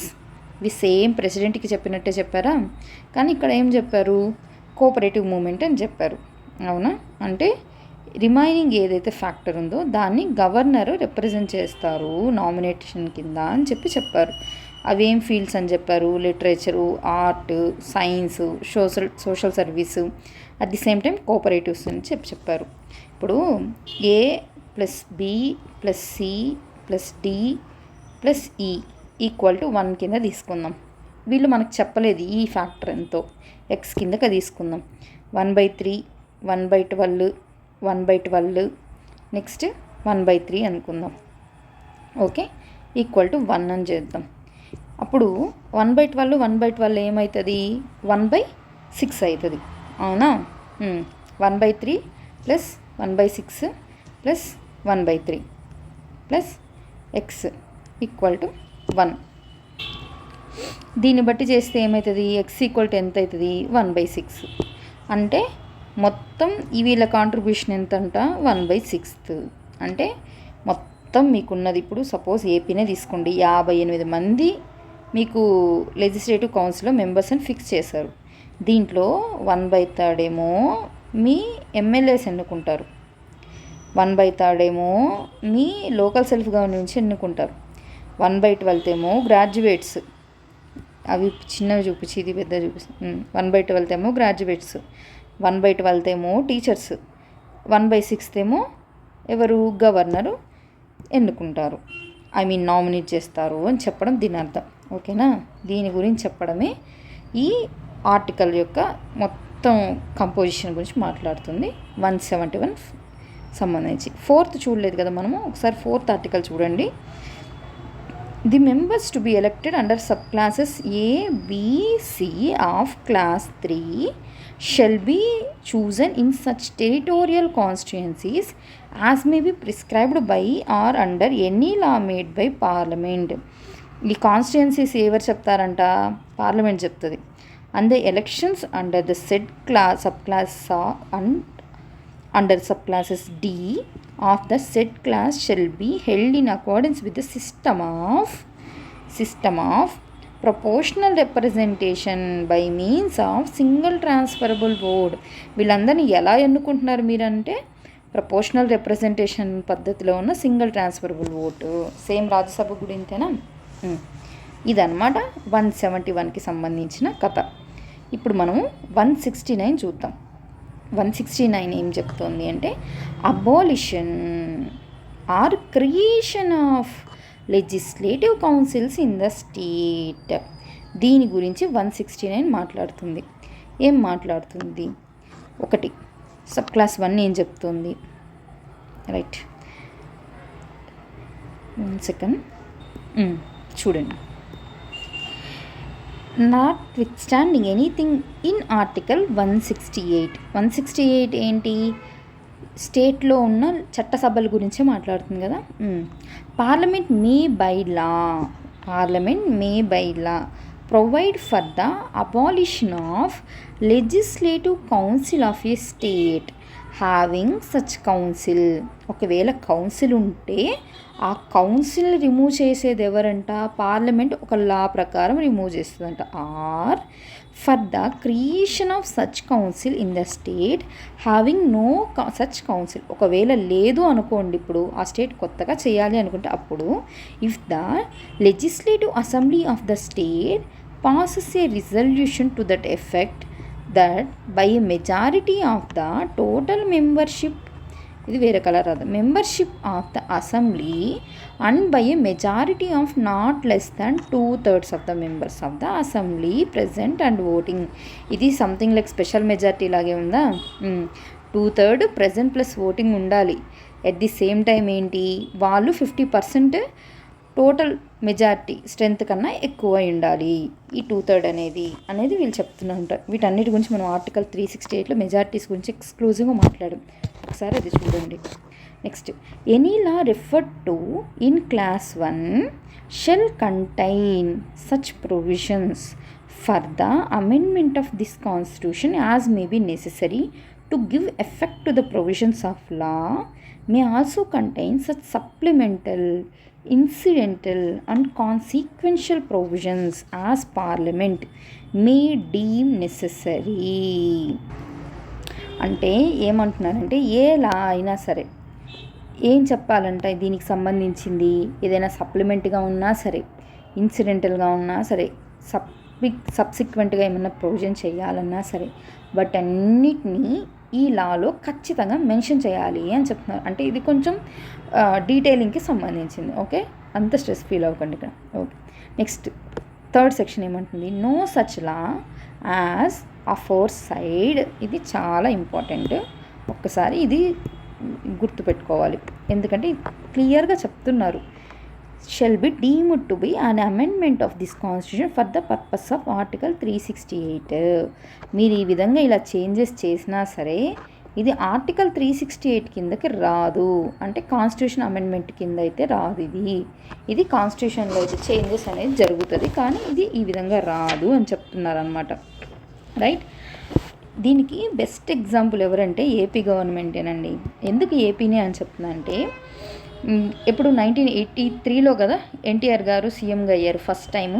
అప్పుడు ఏం చేశారంటే 1985లో ఈయన ఏమని చెప్పారంటే డిక్లేర్ చేశారు, లేదు ఈ లెజిస్లేటివ్ కౌన్సిల్ అనేది ఒక పొలిటికల్ రీహాబిలిటేషన్ సెంటర్లా తయారవుతుంది, సో ఇది వద్దు, మేము క్యాన్సిల్ చేసేస్తున్నామని చెప్పి రద్దు చేసేసారన్నమాట. బట్ 2005లో ఇదే ఏపీ గవర్నమెంట్ ఏం చేసిందంటే మాకు లెజిస్లేటివ్ కౌన్సిల్ కావాలి అని చెప్పి మళ్ళీ దీన్ని రీఇటరేట్ చేసిందనమాట. అప్పుడు ఎవరు సీఎం వైఎస్ఆర్ గారేనా? నెక్స్ట్ తమిళనాడు విషయంలో కూడా ఇలాంటిదే జరిగింది. West Bengal best example. Recent టైంలో మమతా బెనర్జీ గారి ఇది ఏమంటారు ఎలక్షన్ టైంలో ఆవిడేమో ఒక కాన్స్టిట్యుయెన్సీ నుంచి ఓడిపోయారు, కానీ ఎలక్షన్స్లో విన్ అయింది ఆ పార్టీ. మమతా బెనర్జీ గారేమో సీఎం అయ్యారు. కానీ ఇప్పుడు 6 నెలల లోపల తను ఎక్కడో ఒక దగ్గర తన ప్రాతినిధ్యం ఉన్నట్టుగా మెంబర్గా చూపించుకోవాలి. బట్ వాళ్ళకి లెజిస్లేటివ్ కౌన్సిల్ లేదు. అప్పుడు ఏం చేసింది, మళ్ళీ ఇంకొక అతన్ని రిజైన్ చేయించి బై ఎలక్షన్స్ కింద వెళ్ళారు. ఓకే. మహారాష్ట్ర ఉద్ధవ్ ఠాక్రే వాళ్ళ టైంలో కూడా ఇదే విషయం జరిగిందా? కోవిడ్ టైంలో ఇలాగే జరిగింది కదా. ఓకే. లెజిస్లేటివ్ కౌన్సిల్స్ అనేది వాటి మీద ఏ స్టేట్ గవర్నమెంట్లో అయినా నెగిటివ్గానే ఉందన్నమాట చెప్పాలంటే. అవి ఒక పొలిటికల్ రీహాబిలిటేషన్ సెంటరా అని అనుకుంటున్నారు అందరూ. అంటే వాళ్ళు మెయిన్గా చెప్పాలి అనుకున్నది ఏంటంటే, ఇప్పుడు మీరేమో ఓటర్కి ఇది పార్లమెంటరీ డెమోక్రసీ అన్నారు కదా. పార్లమెంటరీ డెమోక్రసీ అంటే ప్రజలే దేవుళ్ళు అయినప్పుడు ప్రజల కోసమే పనిచేయాలి కదా ఎన్నుకున్న ప్రభుత్వాలని చెప్పి అన్నీ కూడా. అంటే మీ ఊరు ఓటర్గా ఒకరిని ఎన్నుకుంటున్నారు అంటే మీరు డైరెక్ట్ ఎలక్షన్ జరుగుతోంది అక్కడ. ఎవరెవరికి జరుగుతుంది? ఎమ్మెల్యేస్కి జరుగుతోంది, అలాగే లోక్సభ ఎంపీస్కి జరుగుతోంది కదా. మరి ఏం డైరెక్ట్ ఎలక్షన్ కాదు కదా రాజ్యసభ ఎంపీ కానీ అలాగే ఎమ్మెల్సీస్ కానీ. మరి మాకు ఏదైనా సమస్య వస్తే మా సమస్యల్ని వీళ్ళు ఎలా రిప్రజెంట్ చేస్తారు? ఇది ఇలాంటి పార్లమెంటరీ డెమోక్రసీ ఉన్న సిస్టంలో ఇది కరెక్టేనా, ఎంతవరకు కరెక్ట్ అన్నట్టుగా ఈ క్వశ్చన్ అనమాట. ఏది ఏమైనా ఏ పార్టీలో ఉన్న వాళ్ళైనా సరే లాస్ట్కి ఎవరైనా వాళ్ళు పొలిటికల్ లీడర్సే. ఖచ్చితంగా వాళ్ళ లీడర్స్ని వాళ్ళు అకామిడేట్ చేయాలనుకుంటారు. ఎందుకంటే ఇప్పుడు పార్టీ సస్టైన్ అవ్వాలంటే వాళ్ళు వేరే వేరే పార్టీల నుంచి తీసుకుంటారు. కొంతమంది గవర్నమెంట్ ఫామ్ అయిన తర్వాత పార్టీ ఫిరాయింపులు చేస్తారు. చాలా ఉంటాయి కదా. అందరికీ కౌన్సిల్ ఆఫ్ మినిస్టర్స్లో ఛాన్స్ ఇవ్వలేరు, అంటే అందరూ మినిస్టర్స్ అవ్వలేరు. అవునా? వాళ్ళని కొంత బైపాస్ చేస్తే ఏం చెప్తారు, నామినేటెడ్ పోస్టులకు పంపిస్తారు, లేదంటే కార్పొరేషన్స్ వాటికి ఉన్న నామినేషన్స్గా పంపిస్తారు. వీళ్ళంతవరకు సెట్ చేయాలని చూస్తారు. ఇంకా అది కానప్పుడు ఎమ్మెల్సీలుగా చేస్తారు. ఇది కానప్పుడు కొంతమంది ఏంటి ఎలక్షన్స్కి వచ్చి విన్ అవ్వలేని వాళ్ళు ఉంటారు. ఫర్ ఎగ్జాంపుల్ అప్పుడు 2014 బైఫర్కేషన్ జరిగిన తర్వాత జరిగిన ఎలక్షన్స్లో లోకేష్ గారిని అట్లాగే తీసుకున్నారు కదా. అప్పుడు ఐటీ మినిస్టర్ చేశారు.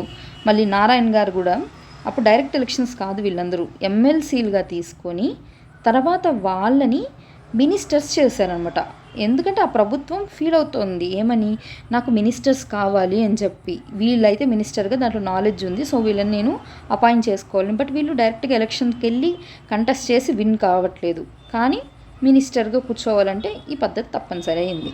అంతెందుకు ఇప్పుడు రీసెంట్గా ఒక 1 to 2 weeks బ్యాక్ నాగబాబు గారు పవన్ కళ్యాణ్ వాళ్ళ ఆయన బ్రదర్ని కూడా ఇలాగే ఎమ్మెల్సీ చేసి మినిస్ట్రీలోకి తీసుకోవాలి అని కూడా అవుతోంది కదా.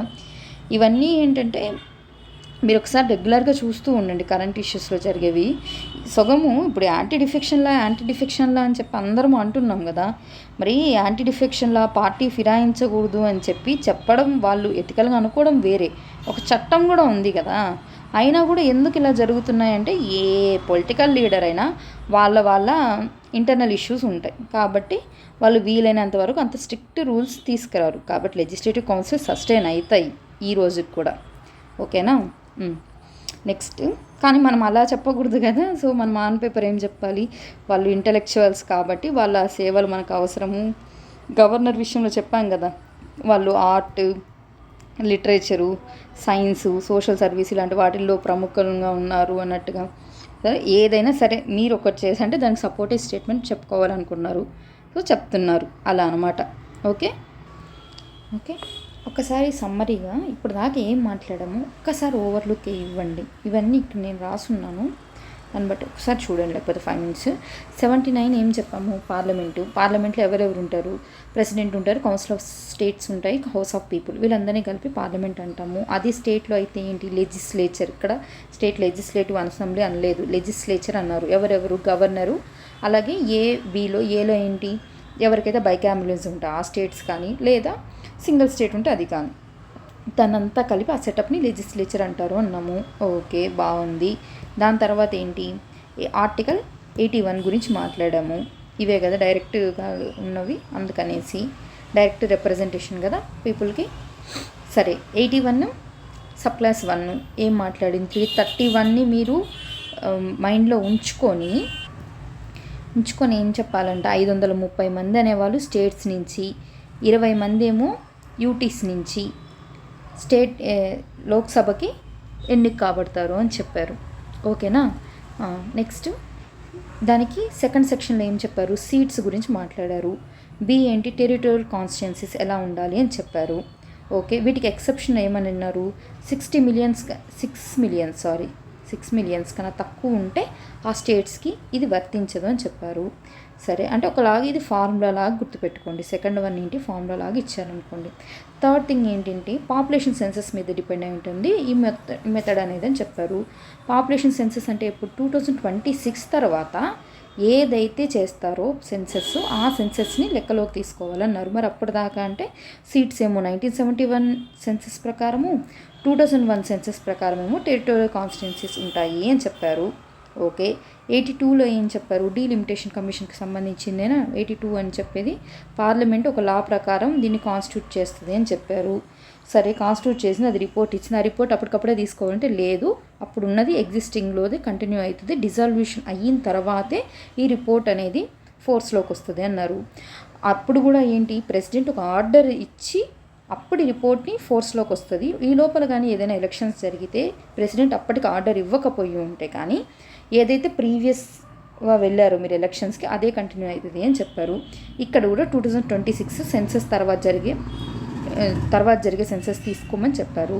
అప్పటి వరకు సీట్స్ ఏమి అంటే 1971 ప్రకారము, టెరిటోరియల్ కాన్స్టిట్యున్సీస్ వచ్చి 2001 ప్రకారము అని చెప్పారు.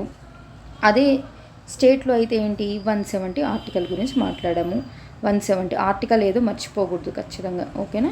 170 333ని మీరు దృష్టిలో పెట్టుకొని ఏం చేయాలంట, 60/500 మీ సైజ్ ఆఫ్ ద అసెంబ్లీ ఉండాలి అన్నారు.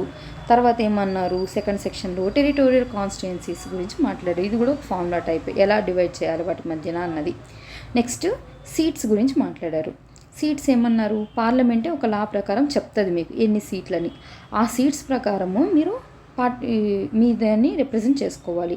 కానీ డిజల్యూషన్ అనేది అప్పుడే చేయాలా అంటే కాదు, మీది ఎప్పుడైతే ఫోర్స్లోకి వస్తుందో అప్పటికి కానీ లోక్సభ డీలిమిటేషన్ కమిషన్ రిపోర్ట్ ఇచ్చాక ఆ తర్వాత కానీ మీ అసెంబ్లీ కానీ ఫోర్స్లో ఉంటే ఆ అసెంబ్లీ డిజల్యూషన్ అయిన తర్వాతనే ఈ రిపోర్ట్ అనేది ఫోర్స్లోకి వస్తుంది. సేమ్ లైక్ లోక్సభలో చెప్పినట్టే ప్రెసిడెంట్ నోటిఫై చేస్తారు. ఈ లోపల అయితే మీరు ముందున్న విధానం ప్రకారమే మీ ముందున్న సీట్లతోనే మీరు ఎలక్షన్కి వెళ్ళండి అని చెప్తున్నారు. నెక్స్ట్ దీనికి ప్రామాణికం ఏం చెప్తున్నారు, 2026 తర్వాత జరిగే సెన్సస్ ఏదైతే ఉంటుందో దాన్ని బట్టి అని చెప్తున్నారు. అప్పటి వరకు సీట్స్ ఏంటి 1971 సెన్సస్ ప్రకారం, అదే టెరిటోరియల్ కాన్స్టిట్యున్సీస్ అయితే 2001 సెన్సస్ ప్రకారం. రైట్. ఓకే, ఇప్పుడు రాజ్యసభకు వద్దాము. రాజ్యసభ ఏంటి, ఆర్టికల్ 80 అంటే రాజ్యసభ ఇంకా మర్చిపోకూడదు. ఓకే, రాజ్యసభ ఏమంటుంది, 12 మంది ఏమంటాం నామినేట్ చేయాలంట. 238 మంది అయితే స్టేట్స్ నుంచి వాళ్ళు రిప్రజెంట్ చేస్తారు అని చెప్పింది. ఓకే, 4th షెడ్యూల్లో వీళ్ళకి సంబంధించిన డీటెయిల్స్ అన్నీ ఉంటాయి అని చెప్పారు. ఒకవేళ ఈ నామినేషన్ జరిగితే ఏ బేస్ మీద జరుగుతుంది అంటే literature, science, art, social service మీద అని చెప్తున్నారు. సెక్షన్ 4 ఏం చెప్తుంది, వీళ్ళని ఎవరు ఎన్నుకుంటారు అంటే ఎమ్మెల్యేస్ ఎన్నుకుంటారు అని చెప్తుంది. అదే ఏ మెథడ్లో ఎన్నుకుంటారు అంటే ప్రెసిడెంట్ ప్రొపోర్షనల్ రిప్రజెంటేషన్ మెథడ్లో సింగిల్ ట్రాన్స్ఫరబుల్ ఓట్ అనే పద్ధతిని ఉపయోగించి వీళ్ళని ఎన్నుకుంటారు అని చెప్పింది. యూటీఎస్ నుంచి అయితే పార్లమెంటే ఒక లా ప్రకారం వీళ్ళని ఎలా రిప్రజెంట్ చేయాలి అనేవి చెప్తుంది అని చెప్పారు. 171 ఏంటి, size of the legislative council గురించి మాట్లాడింది. 40 నుంచి 1/3 ఆఫ్ స్టేట్ లెజిస్లేటివ్ అసెంబ్లీ వరకు ఉండొచ్చు. వీళ్ళకి సంబంధించి సెక్షన్ 2 ఏం చెప్పింది, సెక్షన్ 2 కంపోజిషన్ చెప్పింది. అది ఎక్కడ చెప్పున్నారు అని చెప్తే దాని పార్లమెంటే ఒక లా ప్రకారం చెప్తుంది ఎవరెవరు ఎంతెంత ఉండాలో అని చెప్పారు. సరే, ఎవరెవరు ఎంతెంత ఉండాలి అనేది 3rd సెక్షన్లో చెప్పారు. ఎంత 1/3 ఎవరు local self government, 1/12 graduates, 1/12 teachers, మళ్ళీ 1/3 ఎవరు ఎమ్మెల్యేస్. మిగతా కాంట్రిబ్యూషన్ ఎవరి నుంచి నామినేటెడ్ వచ్చి గవర్నర్ నామినేట్ చేస్తారు. ఏ రీజన్స్ ప్రకారం, లిటరేచరు, ఆర్టు, సైన్స్, కోఆపరేటివ్స్ కూడా. 4th ఏంటి, ఆ మెథడ్ ఏంటి, proportional representation, single transferable vote అనేది. సరే, ఒకవేళ ఇది అబాలిషన్ చేయాలి అంటే ఏంటి, ఉన్నవి అబాలిషన్ చేసుకోవాలనుకుంటున్నాయి. పార్లమెంట్ ఏమో ఒక ప్రకారం పాస్ చేస్తుంది. అది స్టేట్ అయితే ఏం చేస్తుంది, 2/3 ప్రెజెంట్ ప్లస్ ఓటింగ్ అట్లాగే 50% ఆఫ్ టోటల్ స్ట్రెంత్ కలిసి ఒక రిజల్యూషన్ పాస్ చేసి పార్లమెంట్కి పంపించాలి. అప్పుడు పార్లమెంట్ ఒక లా చేస్తుంది. పార్లమెంట్ చేస్తే సింపుల్ లా అయిపోద్ది. అది ఆల్రెడీ మనం సింపుల్ మెజారిటీస్ దగ్గర చదువున్నాం కూడా. సెకండ్ సెక్షన్ ఏంటి, దీనికి సప్లిమెంట్ డీటెయిల్స్ అన్నీ కూడా రాయమని చెప్పింది. థర్డ్ ఏంటి, ఈ విధంగా ఏదైనా క్రియేట్ చేస్తే అది ఆర్టికల్ 368 కిందకి రాదు అని చెప్పింది. ఈవెన్ దీనివల్ల చేంజెస్ జరుగుతుంది కాన్స్టిట్యూషన్, బట్ అది 368 కిందకి రాదు అని చెప్పడం. ఓకే, ఇక్కడ ఓవరాల్గా వీళ్ళకి సంబంధించి స్ట్రెంత్ రాసిన చూడండి. ఇది చాలా చాలా ఇంపార్టెంట్. ఈ న్యూమరికల్స్ అయితే మీ మైండ్లో ఫిక్స్ అయిపోవాలి. రైట్. ఓకే, లోక్సభకు సంబంధించి ఎంత ఉండాలంటే 530 మంది స్టేట్స్ నుంచి ఉండాలి, 20 మంది వచ్చేసి యూటీస్ నుంచి ఉంటారు అని చెప్తున్నారు. మళ్ళీ వాళ్ళని ఎట్లా ఎన్నుకుంటామని చెప్తున్నారు, డైరెక్ట్ ఎలక్షను. అదే ఎమ్మెల్యేసేసి 60 నుంచి 500 వరకు ఉండాలి. ఆర్టికల్ 169. అదే రాజ్యసభ అయితే ఆర్టికల్ 80. ఎంతమంది నామినేటెడ్, 12 మంది. మొత్తం స్టేట్స్ యూటీస్ నుంచి ఎంతమంది, 238 మంది. ఎమ్మెల్సీ ఆర్టికల్ అయితే 171, అలాగే 169. వాళ్ళ సైజ్ ఎంత, 40 నుంచి 1/3 ఆఫ్ ఎమ్మెల్యేస్ అయి ఉండాలి. వీళ్ళిద్దరూ ఎలా, proportional representation through single transferable vote ద్వారా.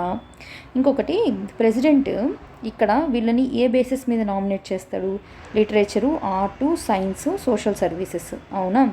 అదే గవర్నర్ అయితే ఏం చేస్తాడు, వీటితో పాటు కోఆపరేటివ్స్ గురించి కూడా నామినేట్ చేస్తాడు. ఓకే, ఇక్కడికి సంబంధించి కాంపోజిషన్, ఏ హౌస్లో ఎంతమంది ఉంటారో, ఏ విధంగా ఎలక్ట్ అవుతారు అని ఒక్కసారి మీకు టైం ఉంటే ఇది కూడా చూడండి. ఎందుకంటే ఇవి కూడా ఒక్కొక్కసారి ఎగ్జామ్లో అడుగుతున్నాడు. 371కి సంబంధించింది ఏ స్టేట్కి ఏంటేంటి అని చెప్పేసి. డిఈ ఎవరికైనా తెలిసిందే, డిఈ ఏంటి, ఆంధ్రప్రదేశ్కి సంబంధించిన విషయాల గురించి మాట్లాడుతుందని చెప్పి. ఆర్టికల్ 370 ఏంది, జమ్మూ కాశ్మీర్ తీసేస్తున్నారు. రైట్. 371 దేనికి సంబంధించింది, ఇక్కడ రాసుకుంటూ వెళ్ళండి మీరు, సరిపోతుంది. మహారాష్ట్ర, గుజరాత్కి సంబంధించింది. తర్వాత ఏ వచ్చేసి నాగాల్యాండ్, అంటే అది నార్త్ ఈస్టర్నేనా. బి వచ్చేసి ఏంటి, అస్సాంకి సంబంధించింది. సి వచ్చేసి ఏంటి, మళ్ళీ మణిపూర్కి సంబంధించింది. డి వచ్చేసింది ఏంటి, మనకు ఏపీకి, వీటికి సంబంధించింది. అప్పుడు మన తెలంగాణ మూమెంట్, జై ఆంధ్ర మూమెంట్ ఇవి జరిగినాయి కదా, ఆ టైం అనమాట. ఈ ఏంటి, మళ్ళీ ఈ వచ్చేసి కూడా మన స్టేట్కి సంబంధించిందే. తర్వాత మళ్ళీ ఏంటి, ఎఫ్కి సంబంధించింది ఏంటి, సిక్కిం. ఓకే, జీ ఏంటి, మిజోరం. జీ వచ్చేసి ఏంటి, మిజోరం. అలాగే తర్వాత ఎవరు, అరుణాచల్ ప్రదేశ్. తర్వాత గోవా. 24th స్టేట్ ఏంటి, అరుణాచల్ ప్రదేశ్ అన్న, 25th గోవా. తర్వాత కర్ణాటకకి ఇచ్చారు. మహారాష్ట్రకి ఉంది, కర్ణాటక కూడా ఉంది ఇక్కడ. ఓకే, ఆ విషయం గుర్తుపెట్టుకోవాలి. ఒకసారి ఇవన్నీ ఇట్లా చార్ట్ అనుకోండి. మహారాష్ట్ర గుజరాత్ ఖచ్చితంగా గుర్తుండాలి. ఏపీ ఏంటి, 371D ఖచ్చితంగా ఈ స్టేట్ వాళ్ళు కాబట్టి ఇవి గుర్తుంటుంది. ఏబీసీ ఎవరికి సంబంధించి, నాగాల్యాండ్, అస్సాం, మణిపురం. మనం ఏదో ఒకటి గుర్తుపెట్టుకోండి. ఓకే, తర్వాత డిఈ లేవు, ఎందుకంటే ఏపీకి ఆల్రెడీ ఇచ్చేసాం కాబట్టి. ఇంకా ఎఫ్జిహెచ్ఐజేకి సంబంధించింది సిక్కిము, మిజోరాము. అరుణాచల్ ప్రదేశ్, గోవా తర్వాతే ఫామ్ అయినాయి కాబట్టి గుర్తుంటుంది. తర్వాత ఎస్ఎం అని గుర్తుపెట్టుకోండి, లేకపోతే మీఐఓ ఏదో ఒకటి గుర్తుపెట్టుకోండి. మొత్తానికి జేకి అయితే మనకి ఇచ్చిన ప్రొవిజన్స్ అన్నీ కంప్లీట్ అయిపోతాయి. వీడియో లెంత్ 1 hour 30 minutes వచ్చింది. ఓకే, వచ్చినా పర్లేదులేండి. మీరైతే ఒకసారి ఫస్ట్ నుంచి అన్నీ ఒకసారి చూడండి. బట్ ఇవి చాలా చాలా ఇంపార్టెంట్ ఆర్టికల్స్, ఖచ్చితంగా ఎగ్జామ్లో రిఫ్లెక్ట్ అవుతుంది. ఇది తెలియకుండా కోర్ కాన్సెప్ట్. మనం డీలిమిటేషన్ కమిషన్ గురించి మాట్లాడలేము. డీలిమిటేషన్ కమిషన్కి ఫినాన్స్ కమిషన్ వచ్చినప్పుడు కూడా ఈ సెన్సెస్సే మనకు పెద్ద గోల్ అవుతున్నాయి ఎప్పుడు న్యూస్లో. ఓకేనా, కాబట్టి అవన్నీ అర్థం కావాలి. టెరిటరీస్ ఎలా డివైడ్ చేస్తారు ఏంటి అన్నవన్నీ క్లారిటీ ఉండాలి. నేను అప్రాక్సిమేట్గా ఒక లెక్క చెప్పిన, ఏమన్నా 1,00,000 మందికి అయితే ఒక ఎమ్మెల్యే ఉంటాడు అన్న, అలా 7 మంది ఎమ్మెల్యేలకు ఏమవుతారు, ఒక ఎంపీ ఉంటాడు అన్న, అంటే 7 లక్షల మందిని రిప్రజెంట్ చేస్తారు అని చెప్పిన. ఇదేంటి, లోక్సభకు సంబంధించిన ఎంపీల గురించి చెప్పినప్పుడు, అలాగే స్టేట్స్కి సంబంధించిన ఎమ్మెల్యేస్ గురించి మాట్లాడినప్పుడు. ఓకే, ఇంకా న్యూమరికల్స్ దీన్ని బట్టి మీరు దీనికి ఇంటర్లింక్ చేసుకుంటూ వెళ్ళండి. స్టేట్ లెజిస్లేటివ్ అయితే ఎంత ఉండాలని చెప్పారు, అలాగే దాన్ని డిపెండ్ అయ్యే కదా ఏది లెజిస్లేటివ్ కౌన్సిల్ అనేది ఉంది. ఓకే, అలాగే స్టేట్ లెజిస్లేటివ్ అసెంబ్లీకి మీకు లోక్సభకి కూడా లింక్ ఉంది. రైట్. నెక్స్ట్ రాజ్యసభ ఇది ఎంత అని చెప్పి క్లారిటీ ఉండాలి. Okay, bye.